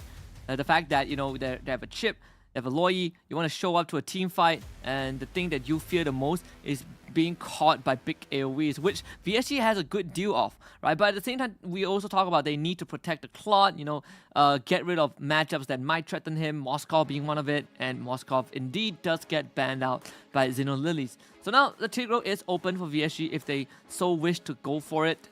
The fact that there's no more Grok, no more Minor, if you want a big AoE counter engagers, Tigro is your best bet. In that roam role, I mean, you could go for Ruby, Arlet, or even Edith wouldn't do too bad, but they were gonna keep it for last as they pick the carry. So with the carry picked up, it pretty much solidifies we are going for pickoff. Heroes such as Claude, Franco, Kaja is definitely going to be one of the main ideas that VSG would want to go for. Go for the first person pickoff and then the follow up from Terizla to really seal the deal when it comes down to all these team fights. In fact, drafting against Xenolilies first 3 picks is actually pretty darn annoying and really difficult to work around. Since whenever you are thinking about team fights, you're looking at kind of like a rock, paper, scissors equation. Team fights essentially find themselves having difficulties dealing with a split push composition. Split push composition have a problem dealing with this pick-off compositions, and it goes into one full circle. So with the Claude being picked up, it pretty much shows that yes, we will be able to put up some good amount of presence onto a split push potential. In the meantime, we also have a chip that can bring everyone into a team fight for a grand 5v5 showdown. With that all said, the final two pick will be the Bane and the Xbox, further solidifying into their fight into a 5v5 team fight from front to back. So much AoE and peel from the side of Xenolilies, right? You have Luo Yi, Xborg, Bane as well, especially Bane. Like, Carrie and Julian, their range aren't really the longest, the farthest, so if you get hit by a nuclear Bane, Clap Claw Hammer, it just destroys you. But I like this pick from Gaily. I like the Lolita for VSG. Ooh. You put out the Guardian's Bulwark and send that bullet back into Xenolilies, and you know what's the best part? If you reflect the Crab Claw Cannon and then it hits a target, it actually triggers the secondary bounce, which crits the ricochet, which crits the target behind. So I know that a lot of Bane picks have been a Magic Bane. I wonder if this is going to be the case. I feel like you probably would just go physical in this case. We just have to find out though, now that Lolita is in play, you probably would do better just spitting rum on your opponent's face with that magic bill. I absolutely agree. When it comes down to the bulwark, you do not want to get all that ricochet and of course your baby shark flying right in your face. But I will say that when it comes down to picking up the Lolita, they did manage to answer one of the problems that they would potentially have, and that is the overwhelming amount of damage that Xenolilies will be able to bring up onto the game. However, it's not necessarily a pick that really answers to their lineup. No, they don't really have someone that can really initiate in a single pick-off situation. You don't really have someone that can really lock someone down for an extended period of time. So you really gotta have to rely quite a lot on Luminum Blast as well as the Charizla's penalty zone, which essentially would just focus into a full-out team fight. In the meantime, Synchro being really annoying with that lantern. You can pretty much see just putting so much annoyance onto Sa already. Every time, Luo Yi, every time she misses that ability and it goes on cooldown, you just lose the trade. There's no way you can continue trading, and Synchro just taking advantage of that, right, with Lolita around. And I wonder what kind of build Gaily will go for, because there have been examples. I believe Ogwyn did it with Lolita, where you go for just straight up Flash of the Oasis into Oracle build for the shield generation. Early rotation just to break the Firaga armor down bot. Yep, pretty darn annoying. That is going to be the Firaga armor just popped, and that will allow Victoring Song Gamers Minun to rotate herself right out of the lane if she absolutely wants to. Just kind of like dealing with something from all around the map, and of course observing the opponent's jungle. Exactly where is going to be this Bane, just so that they can take control of the bottom jungle as well as the turtle split a lot earlier in order to get themselves a great priority for going forward when it comes down to the turtle being spawned. Never feels good when you're an Xborg that's laning into a Charizla, a literal winning matchup. You can see the Cow even went for the Impure Rage, which again deals max HP damage right now. And you get pressure, you lose the Firaga armor, you are forced to take a recall, lose a minion wave. So VSG identifying where the cruxes are and immediately providing a solution to it. You get the Charizla out of the lane, let it hit level 4. Topside getting pressure, and that's a flicker out for Rian. Pretty early. Rian absolutely needs to stay alive in order to continue up with the amount of economy that she's going to bring onto the team. As long as she's safe and sound, that is all great. In fact, burning that flicker is actually amazing, considering the fact that Xenolilies actually put quite a lot of resources up into this gank onto this carry. 4-member rotation, while Victoring Song Gamers took that opportunity to bring down the turtle down the bottom. The Bane also, you can see one of the best tower pushes every time the Deadly Cache is online. Deadly Cache, and chip away at the tower's health. Upside, the carry is in danger, but Rian should be fine as QOA continues to counter jungle. You get the backup coming through, and that's first blood already with the diversion. That's the diversion that we want to see from the side of Sa, bringing down Rian. You can really tell that Xenolilies are really kind of afraid of Rian. They're putting so much emphasis onto this carry. And I mean, this just makes life incredibly hard for VSG's top side. I mean, they have to bring the juice in here, but chip should go down. Yep, they Flicker to the wrong direction, you know. VSG gets something in return, I guess.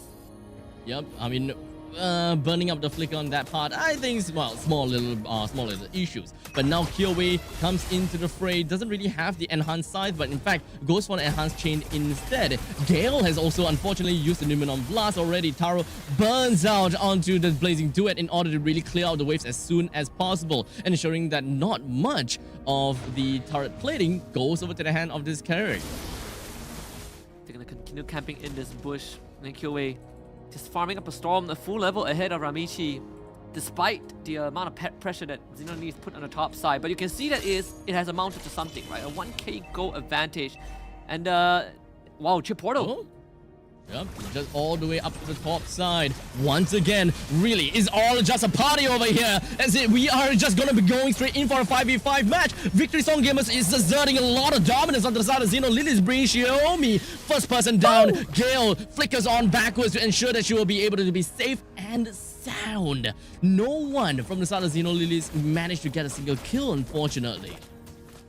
All 4 flickers blown by the side of Xeno Lilies. The moment the shortcut got used, you can see that Minun did not hesitate, instantly goes through the portal and even lands a penalty zone to allow VSG to find a kill onto Shiromi. At the end of the day, VSG, the fact that they came out on top of that and lost no one in the process allows them to reset, perhaps set up for the second turtle. Definitely a great goal advantage from the side of PSG. Getting themselves the 1 kill, and the fact that Kyoei was able to go for a counter jungling, just kind of working around with the vertical jungling onto the slowness of Bane. And of course, when it comes down to allocating resources up to the top lane for extended periods of time, it definitely did manage to bite onto Xeno Lilies. But for now, we don't have Minun just going to be jumping over the back lines when it comes down to the penalty zone. And of course, being able to lock right down the side. So Ramichi, the rest of the members from the side of Xeno Lilies understand that they gotta have to fight back as much as possible. As such, bringing Minun down while she was completely out of position, as well as Gale. With that, 2 frontliners unavailable, Victory Song Gamers still intended to fight it all the way through, pushing away the Xbox Claude as well as the Ramichi. The idea was good from VSG again, getting the win. Minun, the penalty zone hits the back line. Good counter engage from Kao with the last sanity, finding 2 kills. But VSG, they are very clear of what they want to achieve with that objective, getting the second turtle of the game, extending the goal lead, now 2.3k. The fact that Minun went for the War Axe means, you know, you get some extra damage and extra spell vamp in the process, and Rian even getting a kill for herself. And even chipping away at the mid lane tier 1 turret, bottom 1 will go down, and VSG is slowly ballooning that lead. And even getting themselves, helping the carry to finally take down a turret after a lane swap. So Victory Song Gamers, they do have a very strong sense of macro. They understand how they want to funnel their gold over to carry, understanding that carry will be one of the main damage dealers coming into the mid stages of the game once Kyoei loses that power spike. But the diversion coming in, just going to be porting themselves all the way down to the bottom, but I'm not too sure whether Victory Song Gamers even understand what has just happened as such. Gale is just going to be opening up the map, but good read from Gale. It does seem like the Victory Song Gamers, they actually know what was going on. Unfortunately, when it comes down to Numenon Blast, it was not going to be able to touch on anyone at all. Xeno Lilies goes all the way through. When it comes down to Last Insanity, just bursting down on the members of Victory Song Gamers. But for now, Synchro is not stopping just yet, as Kyoei finds a double kill right on top of Xeno Lilies, while Rian took that opportunity all the way to the top lane to bring down the turret. Kyoei took that, not the kill, down to her name. Total of 3. Victory Song Gamers with a total of 2 or 3,000 gold lead. What a triple kill from Kyoei. The coordination between Synchro and Kyoei really saved that fight. Gaily had a good angle for the Numenon Blast, decides to flicker forward, missing completely and allowing Xeno Lilies to go for the counter engage with the last sanity and deadliest catch. But again, this Julian, even with the war cry as the talent of choice, and of course the lantern flare from this Jushin, just so annoying to work with. Xeno Lilies could not fight comfortably. The turtle could be a choice. Kyoei. Oh, just gonna be going all the way straight through. We do have most of the members from the side of Xano Lilies. Doesn't seem like they are able to really take control of this fight at all. Victory Song Gamers, with their power of just locking one person down and just bursting them down, this is the pickoff that we want to see from Victory Song Gamers, and that amount of damage is not gonna go down any further. This is just going to further accentuate them. To be starting to become a problem for Xeno Lilies. They are 6,000 gold behind, but also they're running a draft with Luo Yi and Chip. Oh, they found Minun. Doesn't seem like Minun will be able to get herself away from all of that, but with that, a Bloodlust, actually, or rather War Axe, did manage to help her stay alive for a good amount of time. But once again, Xeno Lilies has been overcompensating their resources, putting 4% onto Minun. I'll say that that is pure trade from Victory Song Gamers. They absolutely love all of these standing objective trades. Absolutely. I mean, Lord is going to be up in just around a minute, right? VSG, they have full control of the map as well. But like I was saying, right? You're playing Chip, you're playing Loyi. The best thing you could have for yourself is actually map control. But you lose tier 2 mid and bot, it means that you're conceding so much map control, and it makes the job of the Chip and Loyi hard. We haven't seen them reutilize their ultimates in a big fashion. I mean, they've gotten some pickoffs, like just now into Minun, but overall, VSG still are in the driver's seat. Slowly but surely, Victory Song Gamers will want to find themselves a small little pathway to wiggle themselves right in between our Xeno Lilies lineup and to really bring them down as much as possible. Xeno Lilies now can't really hold their ground very effectively against Victory Song Gamers, as they understood that they are a whole 6,000 gold behind of Victory Song Gamers. You gotta have to give them as much respect as possible. In the meantime, down in the bottom lane, we do have the deadly cash that's just gonna be popped almost immediately. Victory Song Gamers understood that, hey, now's the time for Lord, now's not time for fights. Now they can just send Rian to deal with it, right? It is a carry, so no true damage, enough said. Easily takes care of the objective. First Lord for VSG. You even see that Sa went for the kind of backline to try and find an angle, but there's just no way for Xeno Lilies to really get much done. So VSG, 6k goal advantage in a very, very comfortable lead. I want to see how much damage they can do with this first Lord. Considering that all tier 2s are already down, this Lord should spawn on that mid side. And that's going to allow VSG to really set up the side waves. You can see they're already doing just that. Just really choking out Xeno Lilies to ensure that they don't really have a lot of gold to work around with. The longer that they kind of hold down all of these waves, the more that Xeno Lilies loses when it comes down to their economy.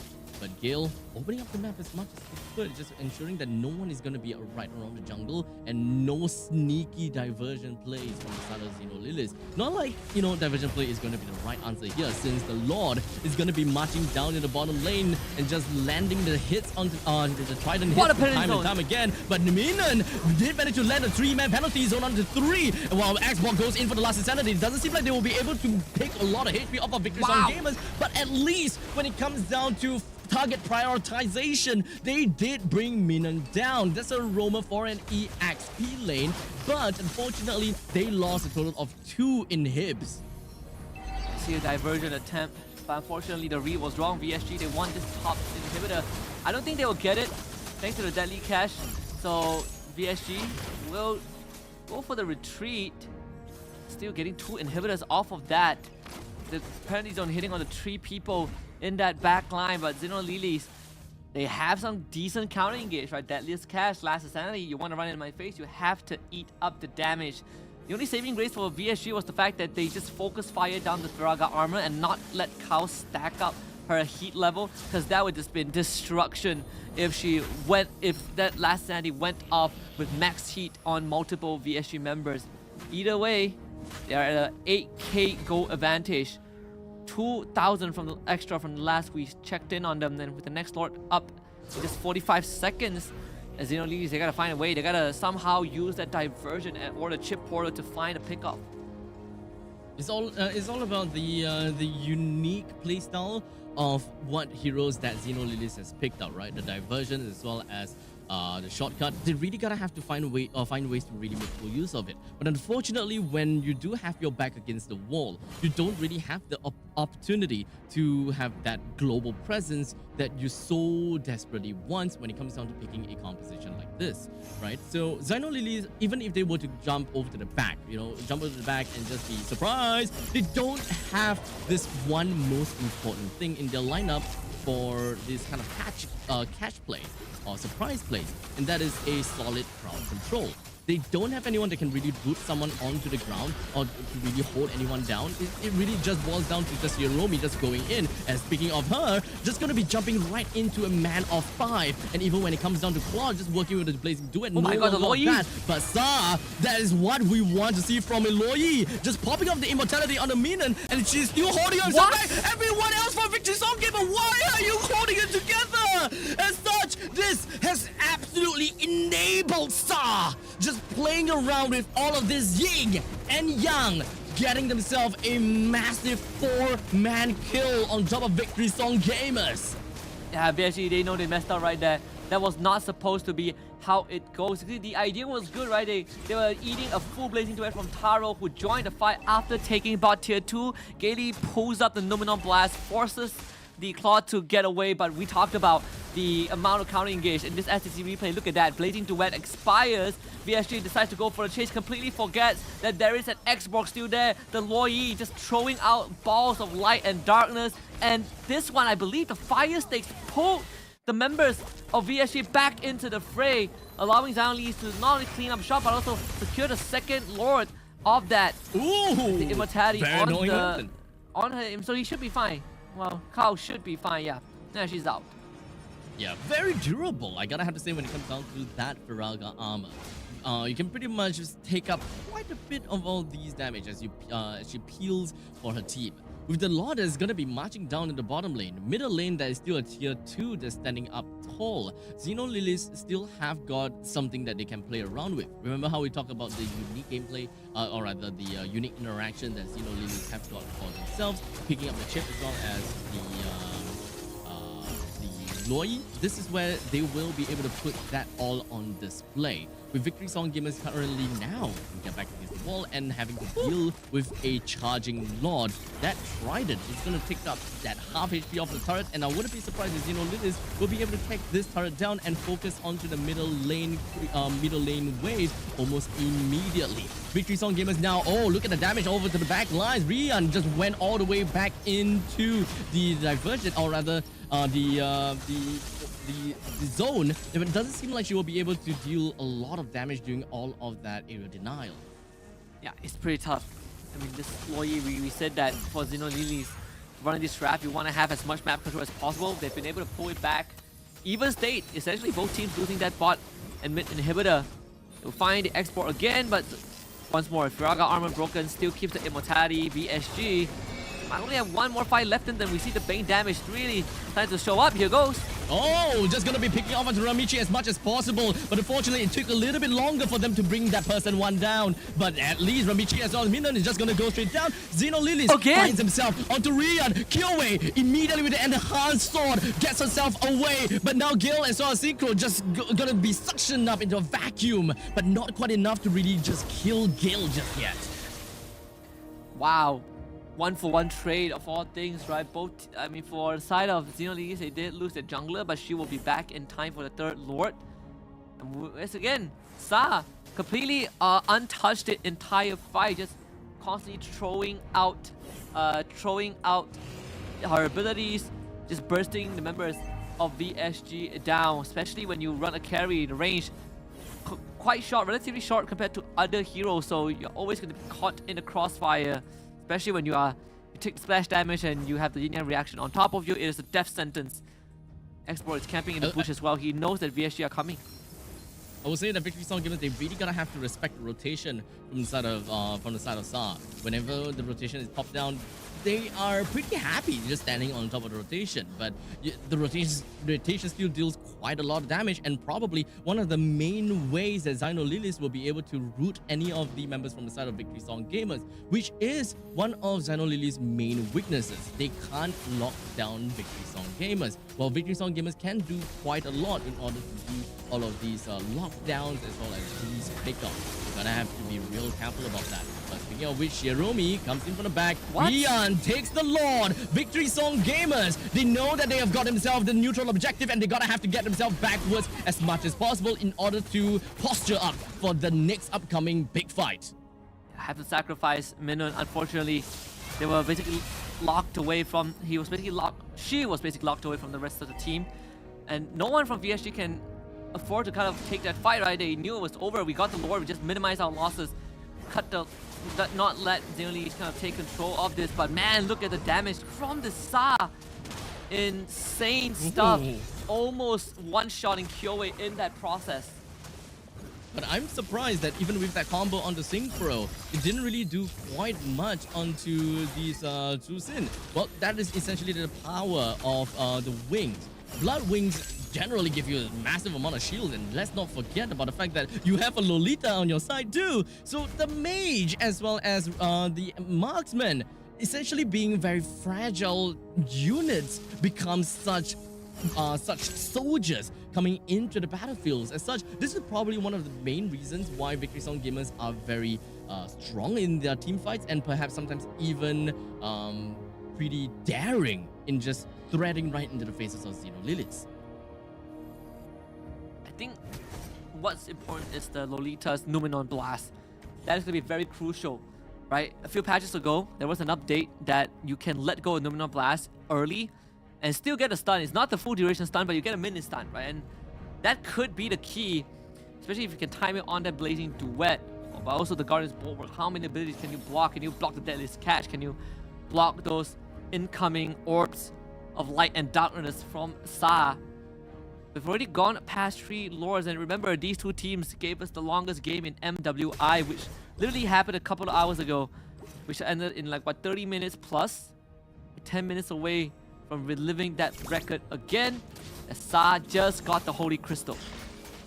This is quite literally the most deep grinding game, and really just you gotta have to hold onto your seat, as every single one of these team fights may very potentially lead to the end of the game depending on how these ladies fare. They are all just gonna be posturing up for the next upcoming Lord, and both teams definitely want to have the most ideal Lord fight and the most ideal Lord's push.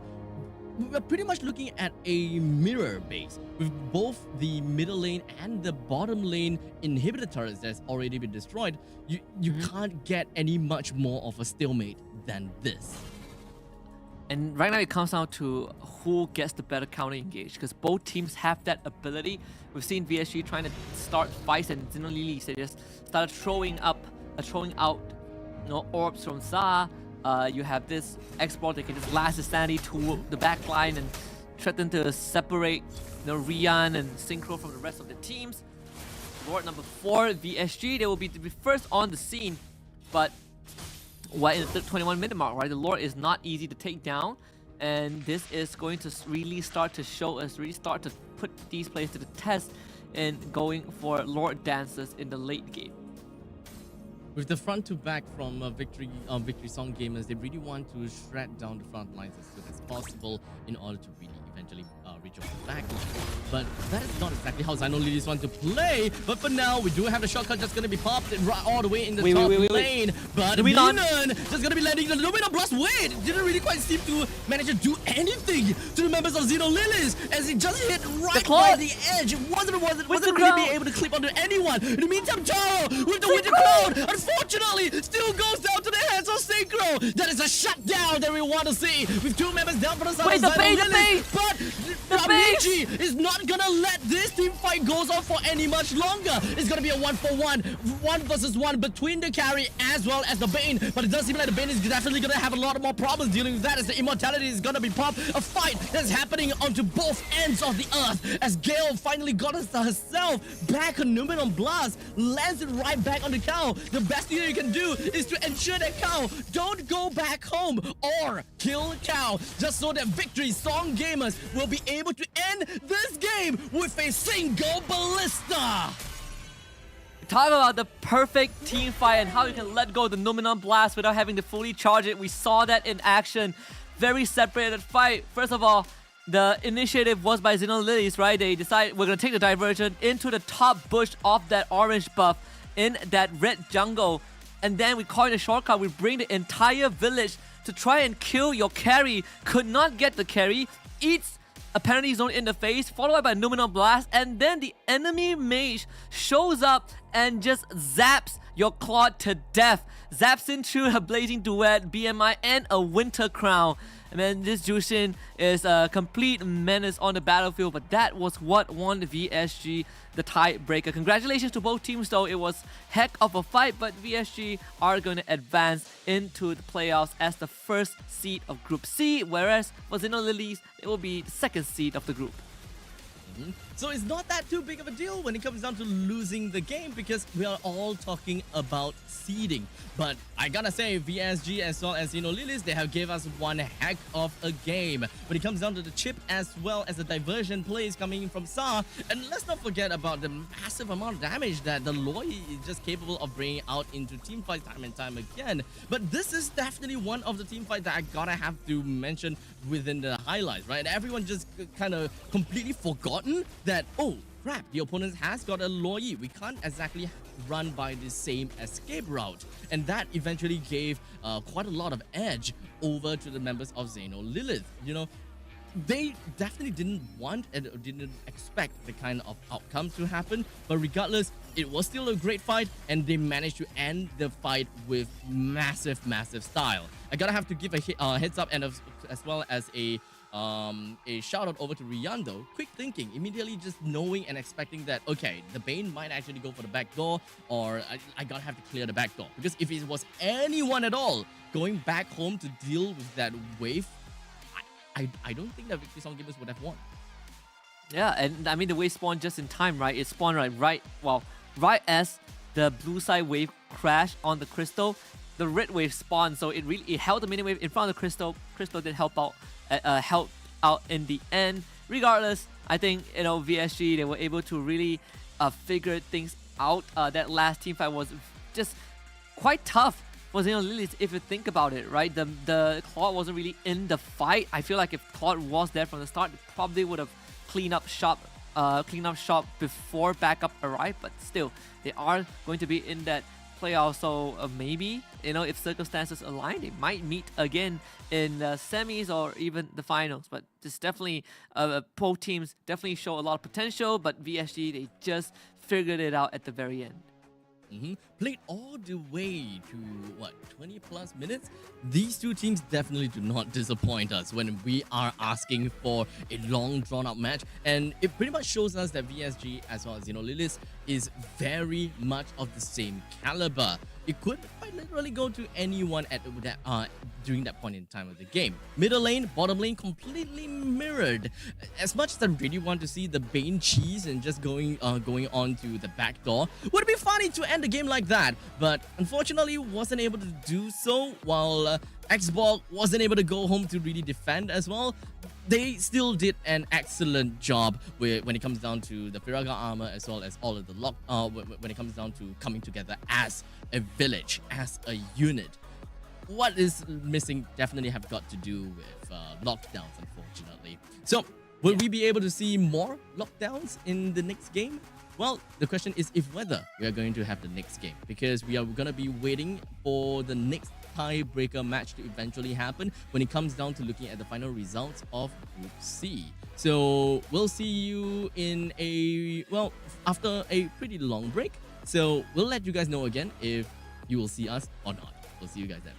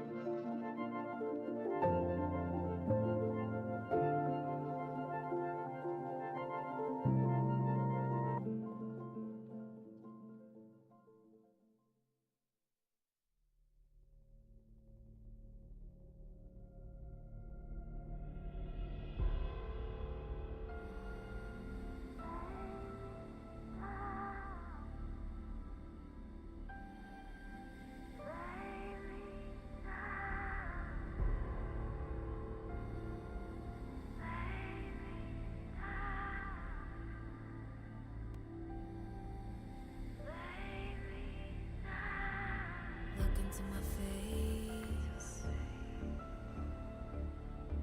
Tell me now why you want to wait. Running out of words you wanna say. I've been looking for you, looking for you, looking for you.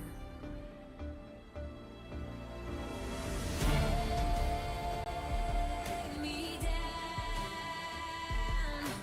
leave me lost and found. Lay me down, loudly without a sound, and I will rise, and I will fly.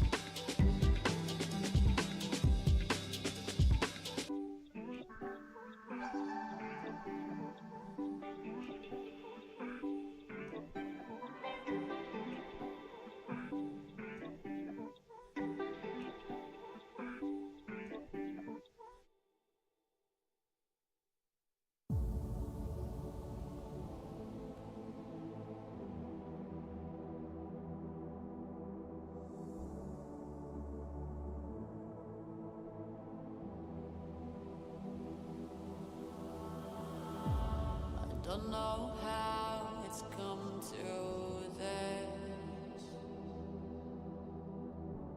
I don't know how I could resist. I took a vow to never sin, but I saw the darkness from within. And if the sun can't break through, just let the thunder shake you. I know there's a hunger for the truth. Another moment of clarity. I see the one who breaks me.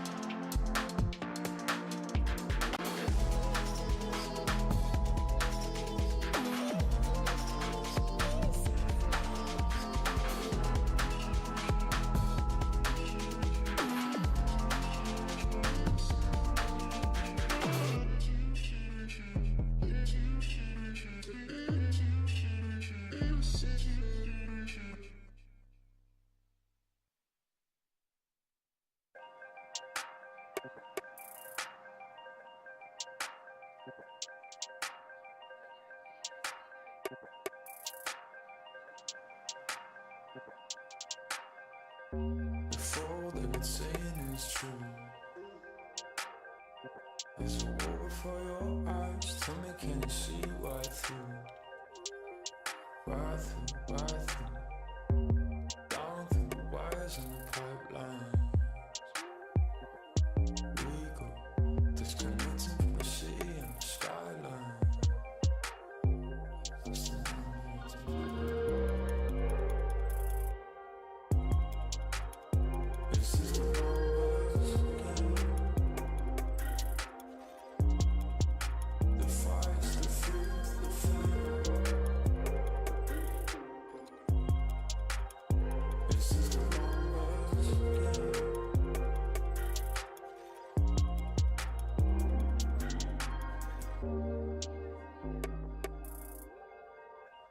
Counting up coins for a soda can,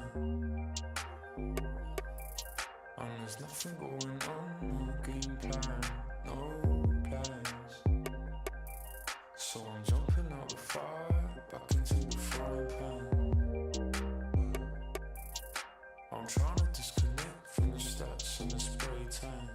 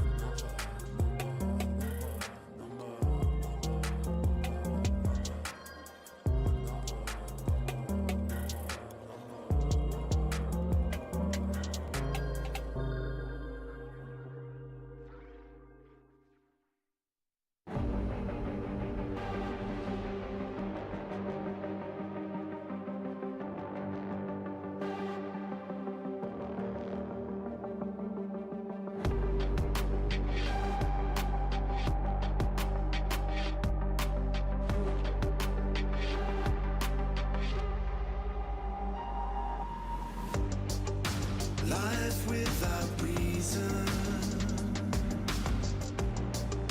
is no life at all. We are taking over. We can change it all. We can change it all. We can change it all. We can change it all. Hey,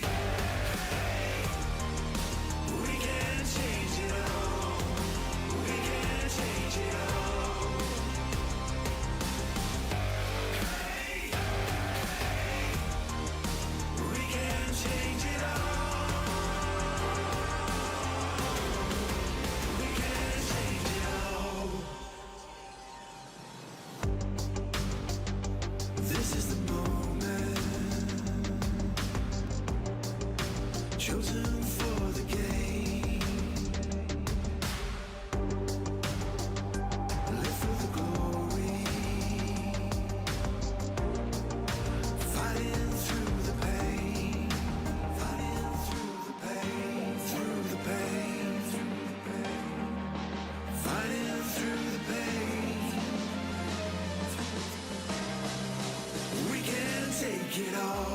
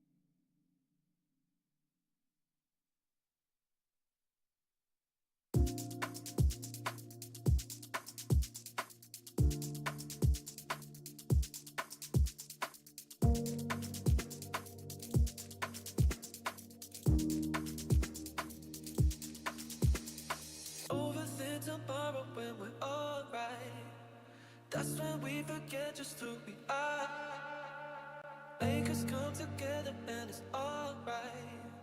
That's when you remember who you are.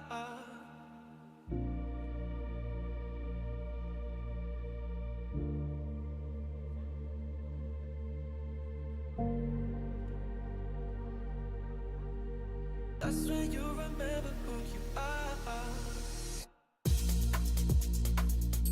Who you are. Who you are.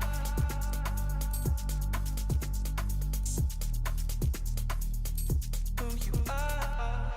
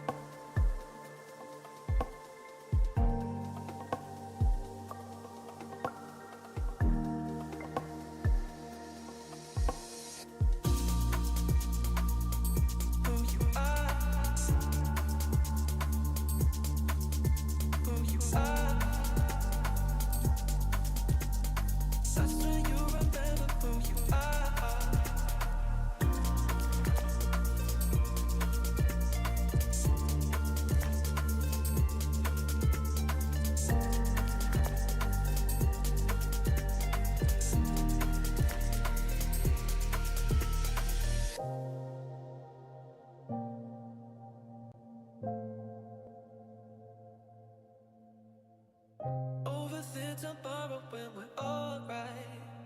That's when we forget just who we are. Make us come together and it's alright.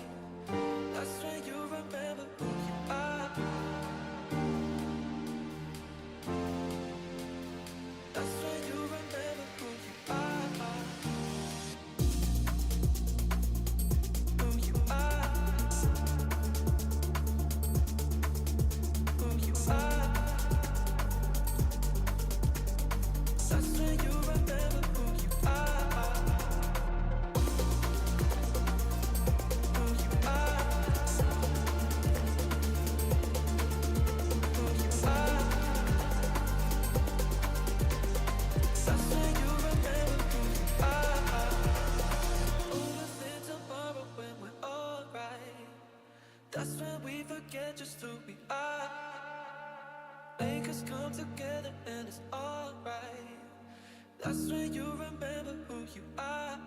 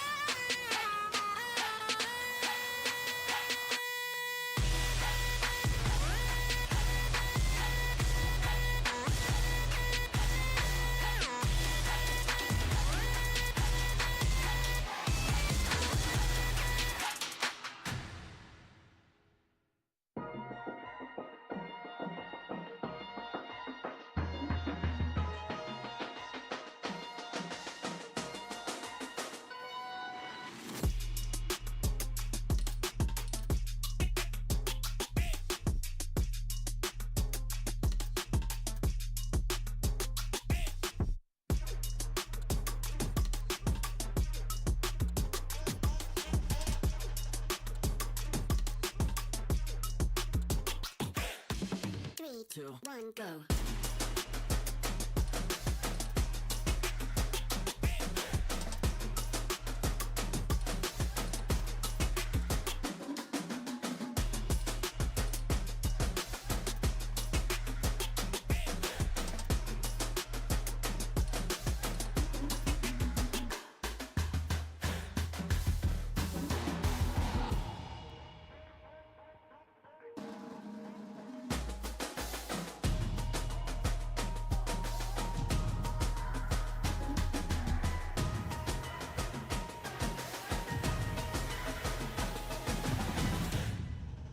Three, two, one, go.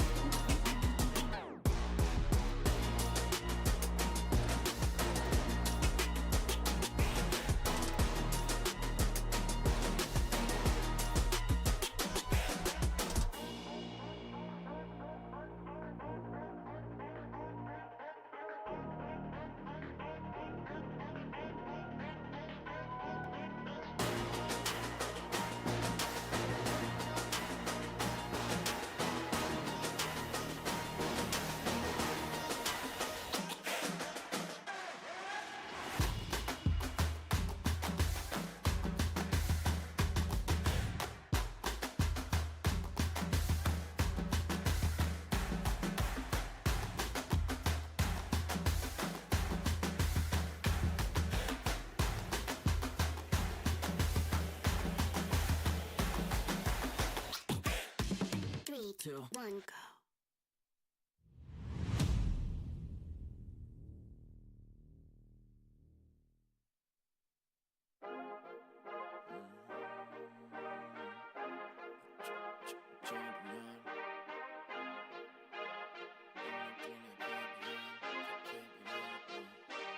I feel like a champion.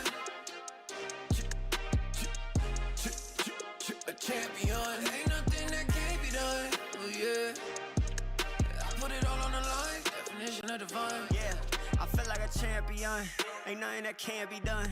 They told me I wouldn't be nothing. Came on now, second to none. I need me a trophy, I need me a ring. I'm not with the bull, but keep it a beam. You know what it is, you know what I mean. Shit, all I do is win, win, win, win. Haters wanna hate, they ain't make top 10.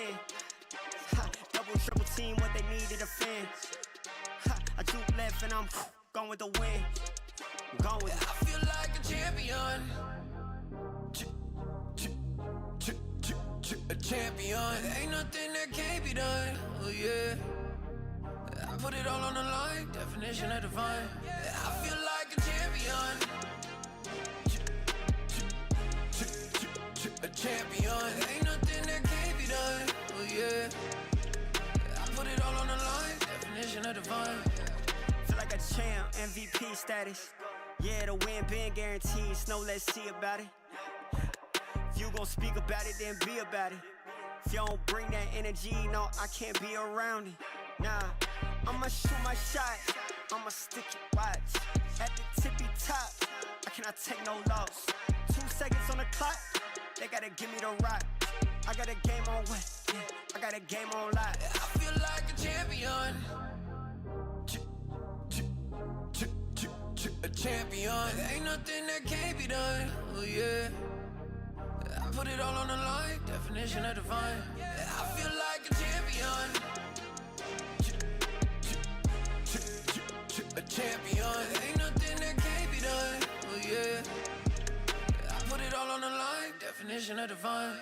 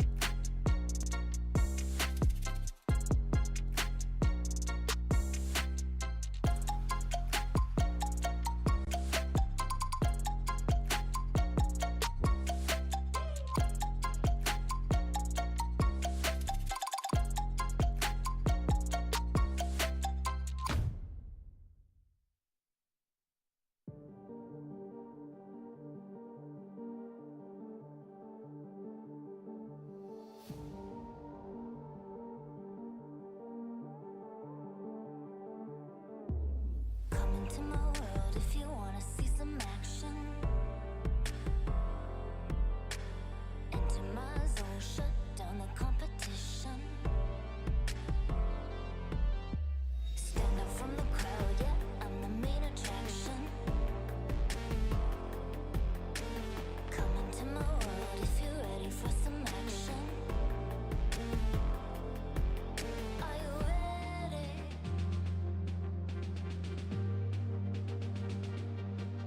Are you ready?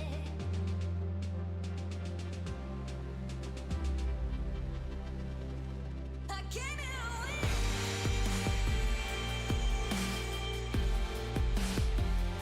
I'll never give in.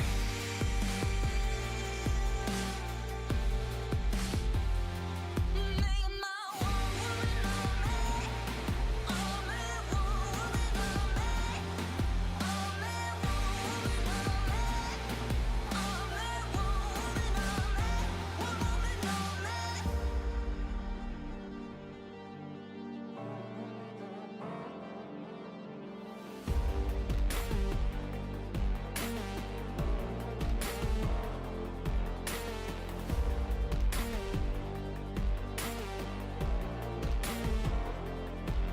Are you ready?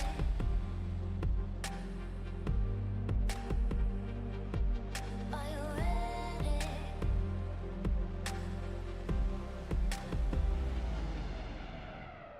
I came here to win.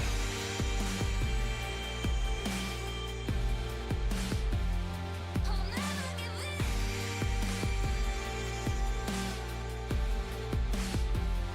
Make my one woman on me.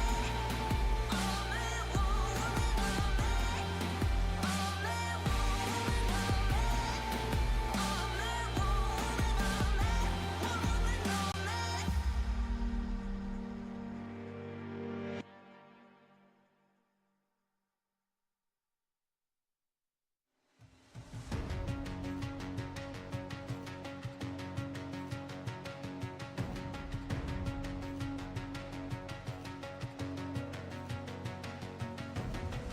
There's something in his eyes. There's a storm within, but it's written in the skies. Won't let it break me till it's over. Won't let it shake me, no.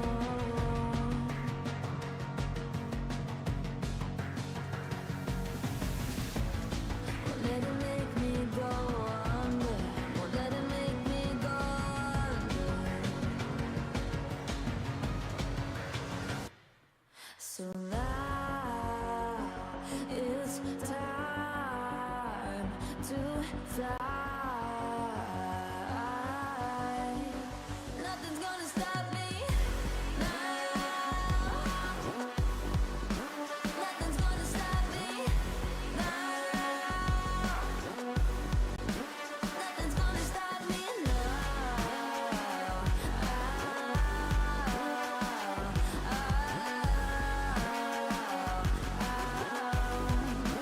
Nothing's gonna stop me. No one will ever get left behind.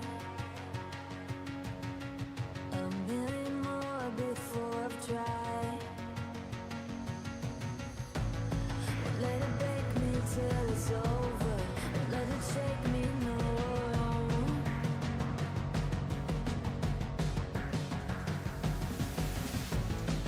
Let it make me go under. Let it make me go under. So now it's time to fly.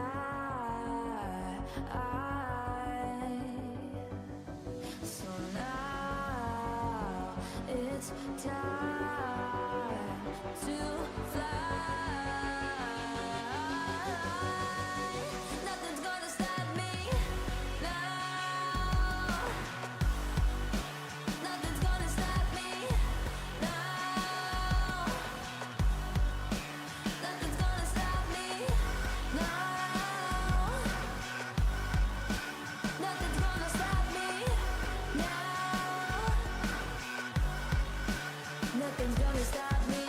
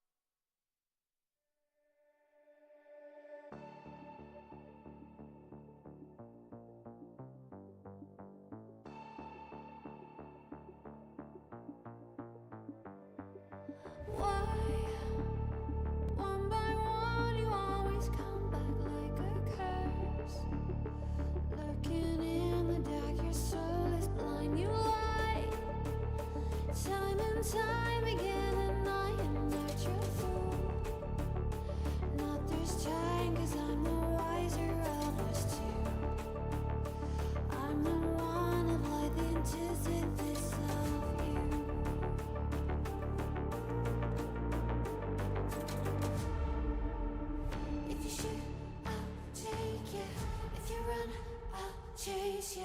If you scream, I'll whisper. La-di-da-di-da-da-da. This is all you ever wanted. Take it all, you deserve it. This is how we're gonna end it. La-di-da-di-da-da-da. Take it all, you deserve it. Take it all, you deserve it. Giving back the freedom you want to destroy.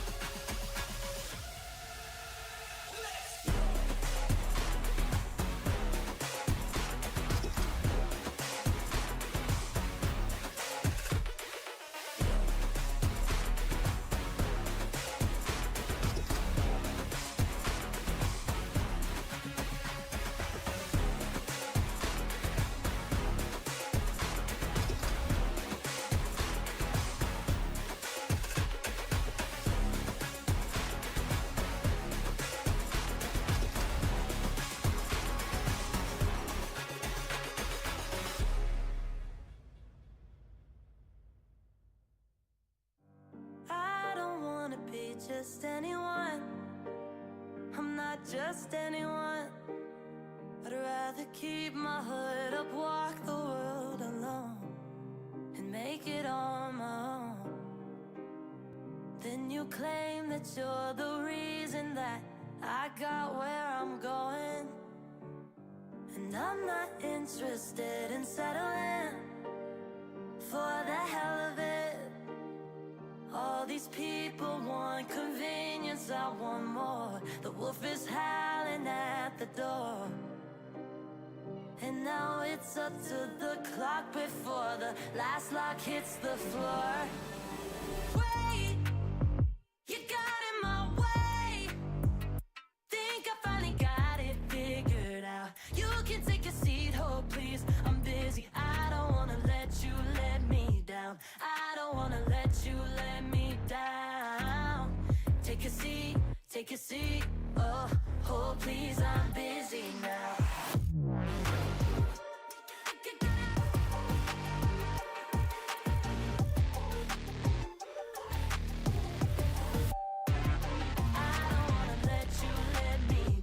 I don't wanna let you let me down.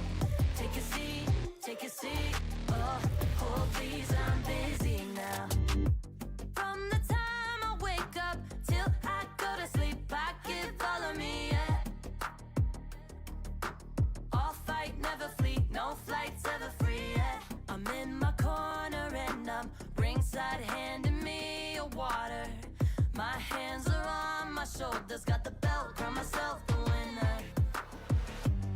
It's just the way you keep on talking about yours while I'ma make mine. And I'm the first one in the morning and stay late night. And you can get your tickets, watch me from the sidelines. Cause you're not even in the competition. Why should I listen to someone without a vision who has no backbone and isn't here for me at all? Yeah, they just praying and waiting on the downfall. You can get comfortable where you are. You got in my way. Think I finally got it figured out. You can take a seat, oh please. I'm busy. I don't wanna let you let me down. I don't wanna let you let me down. Take a seat, take a seat. Oh, please, I'm busy now. Oh, please, I'm busy now.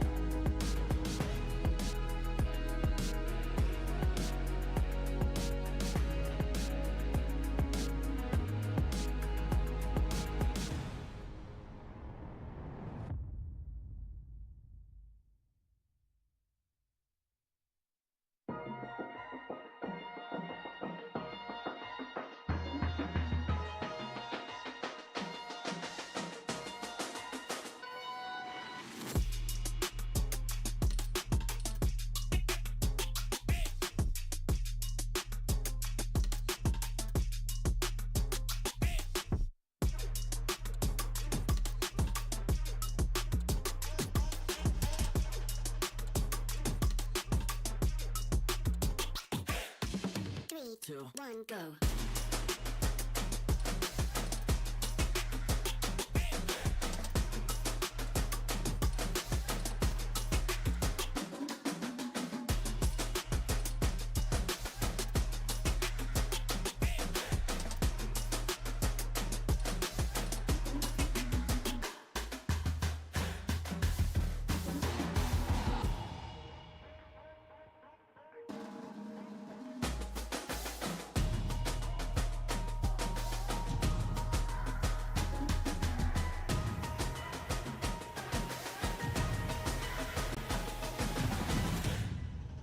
Three, two, one, go.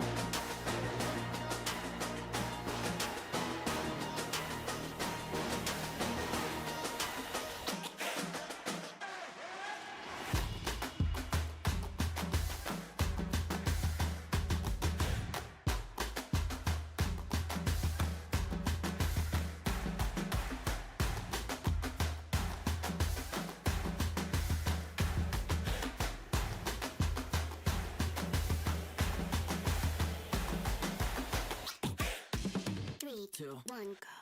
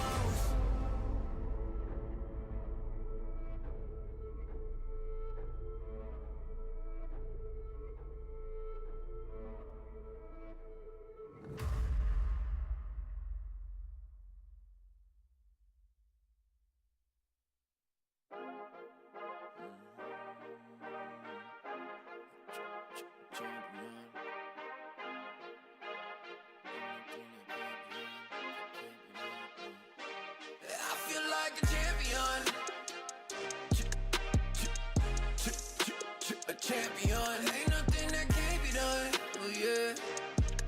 I put it all on the line. Definition of divine. Yeah, I feel like a champion. Ain't nothing that can't be done. They told me I wouldn't be nothing. Came on now, second to none. I need me a trophy, I need me a ring. I'm not with the bull, but keep it a beam. You know what it is, you know what I mean. Shit, all I do is win, win, win, win. wanna hate, they ain't make top 10. Ha, double, triple team, what they need to defend. Ha, I juke left and I'm gone with the wind. I'm gone with it. I feel like a champion. A champion. Ain't nothing that can't be done. Oh yeah. I put it all on the line. Definition of divine. I feel like a champion. A champion. Ain't nothing that can't be done. Oh yeah. I put it all on the line. Definition of divine. Feel like a champ, MVP status. Yeah, the win been guaranteed. So let's see about it.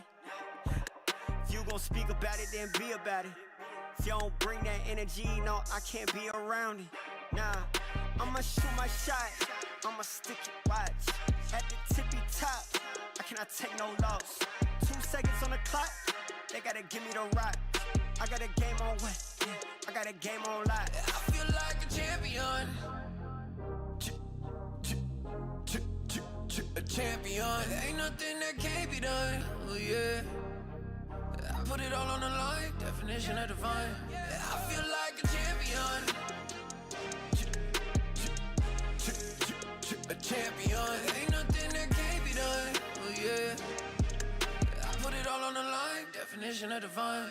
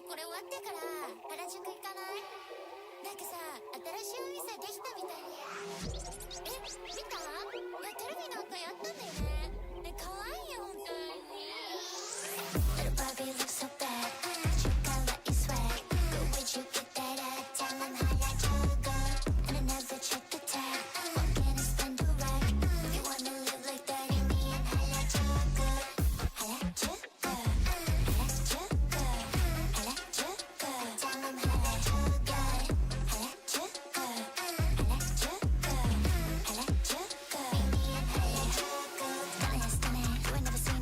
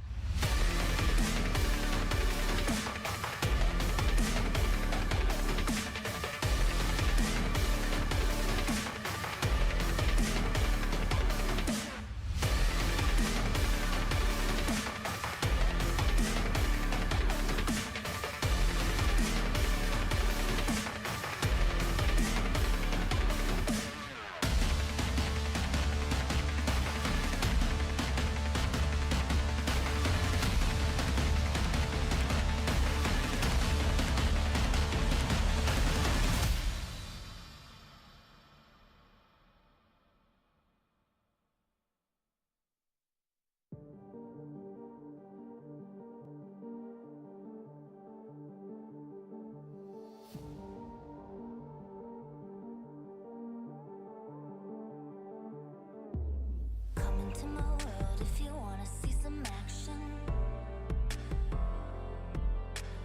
Enter my zone, shut down the competition.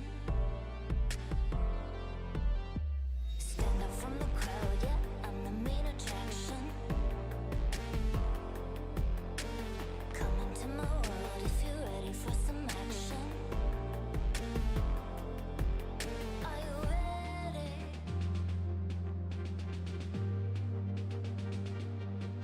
Are you ready?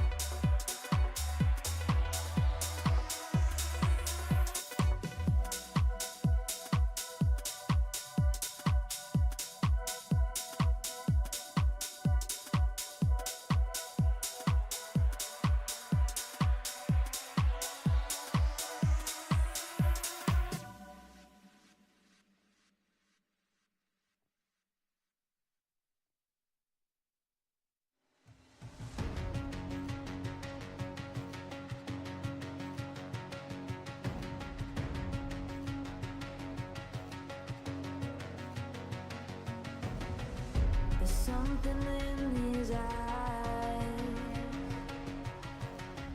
There's a storm within, but it's written in the skies. Won't let it break me till it's over. Won't let it shake me, no.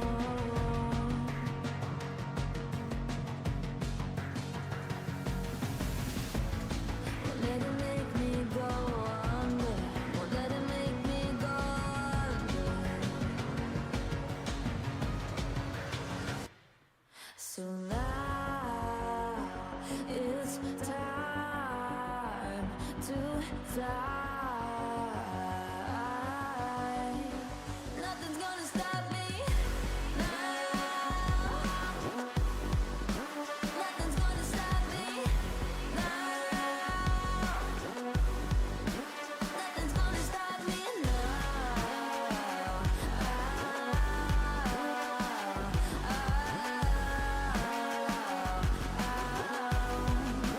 Nothing's gonna stop me. No one will ever get left behind. A million more before I've tried. Won't let it break me till it's over. Won't let it shake me, no.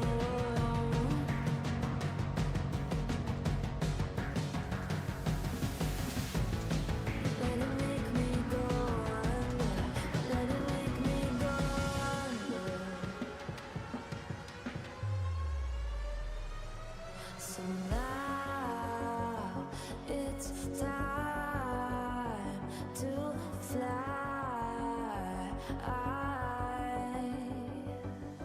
So now it's time to fly. Nothing's gonna stop me now. Nothing's gonna stop me now. Nothing's gonna stop me now. Nothing's gonna stop me now. Nothing's gonna stop me now.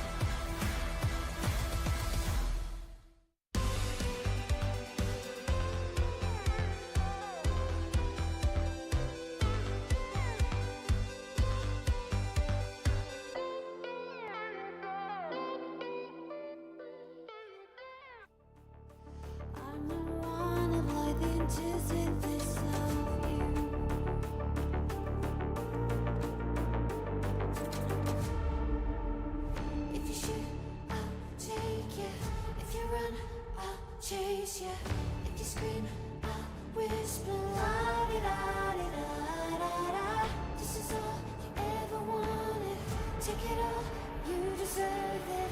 This is how we're gonna end it live.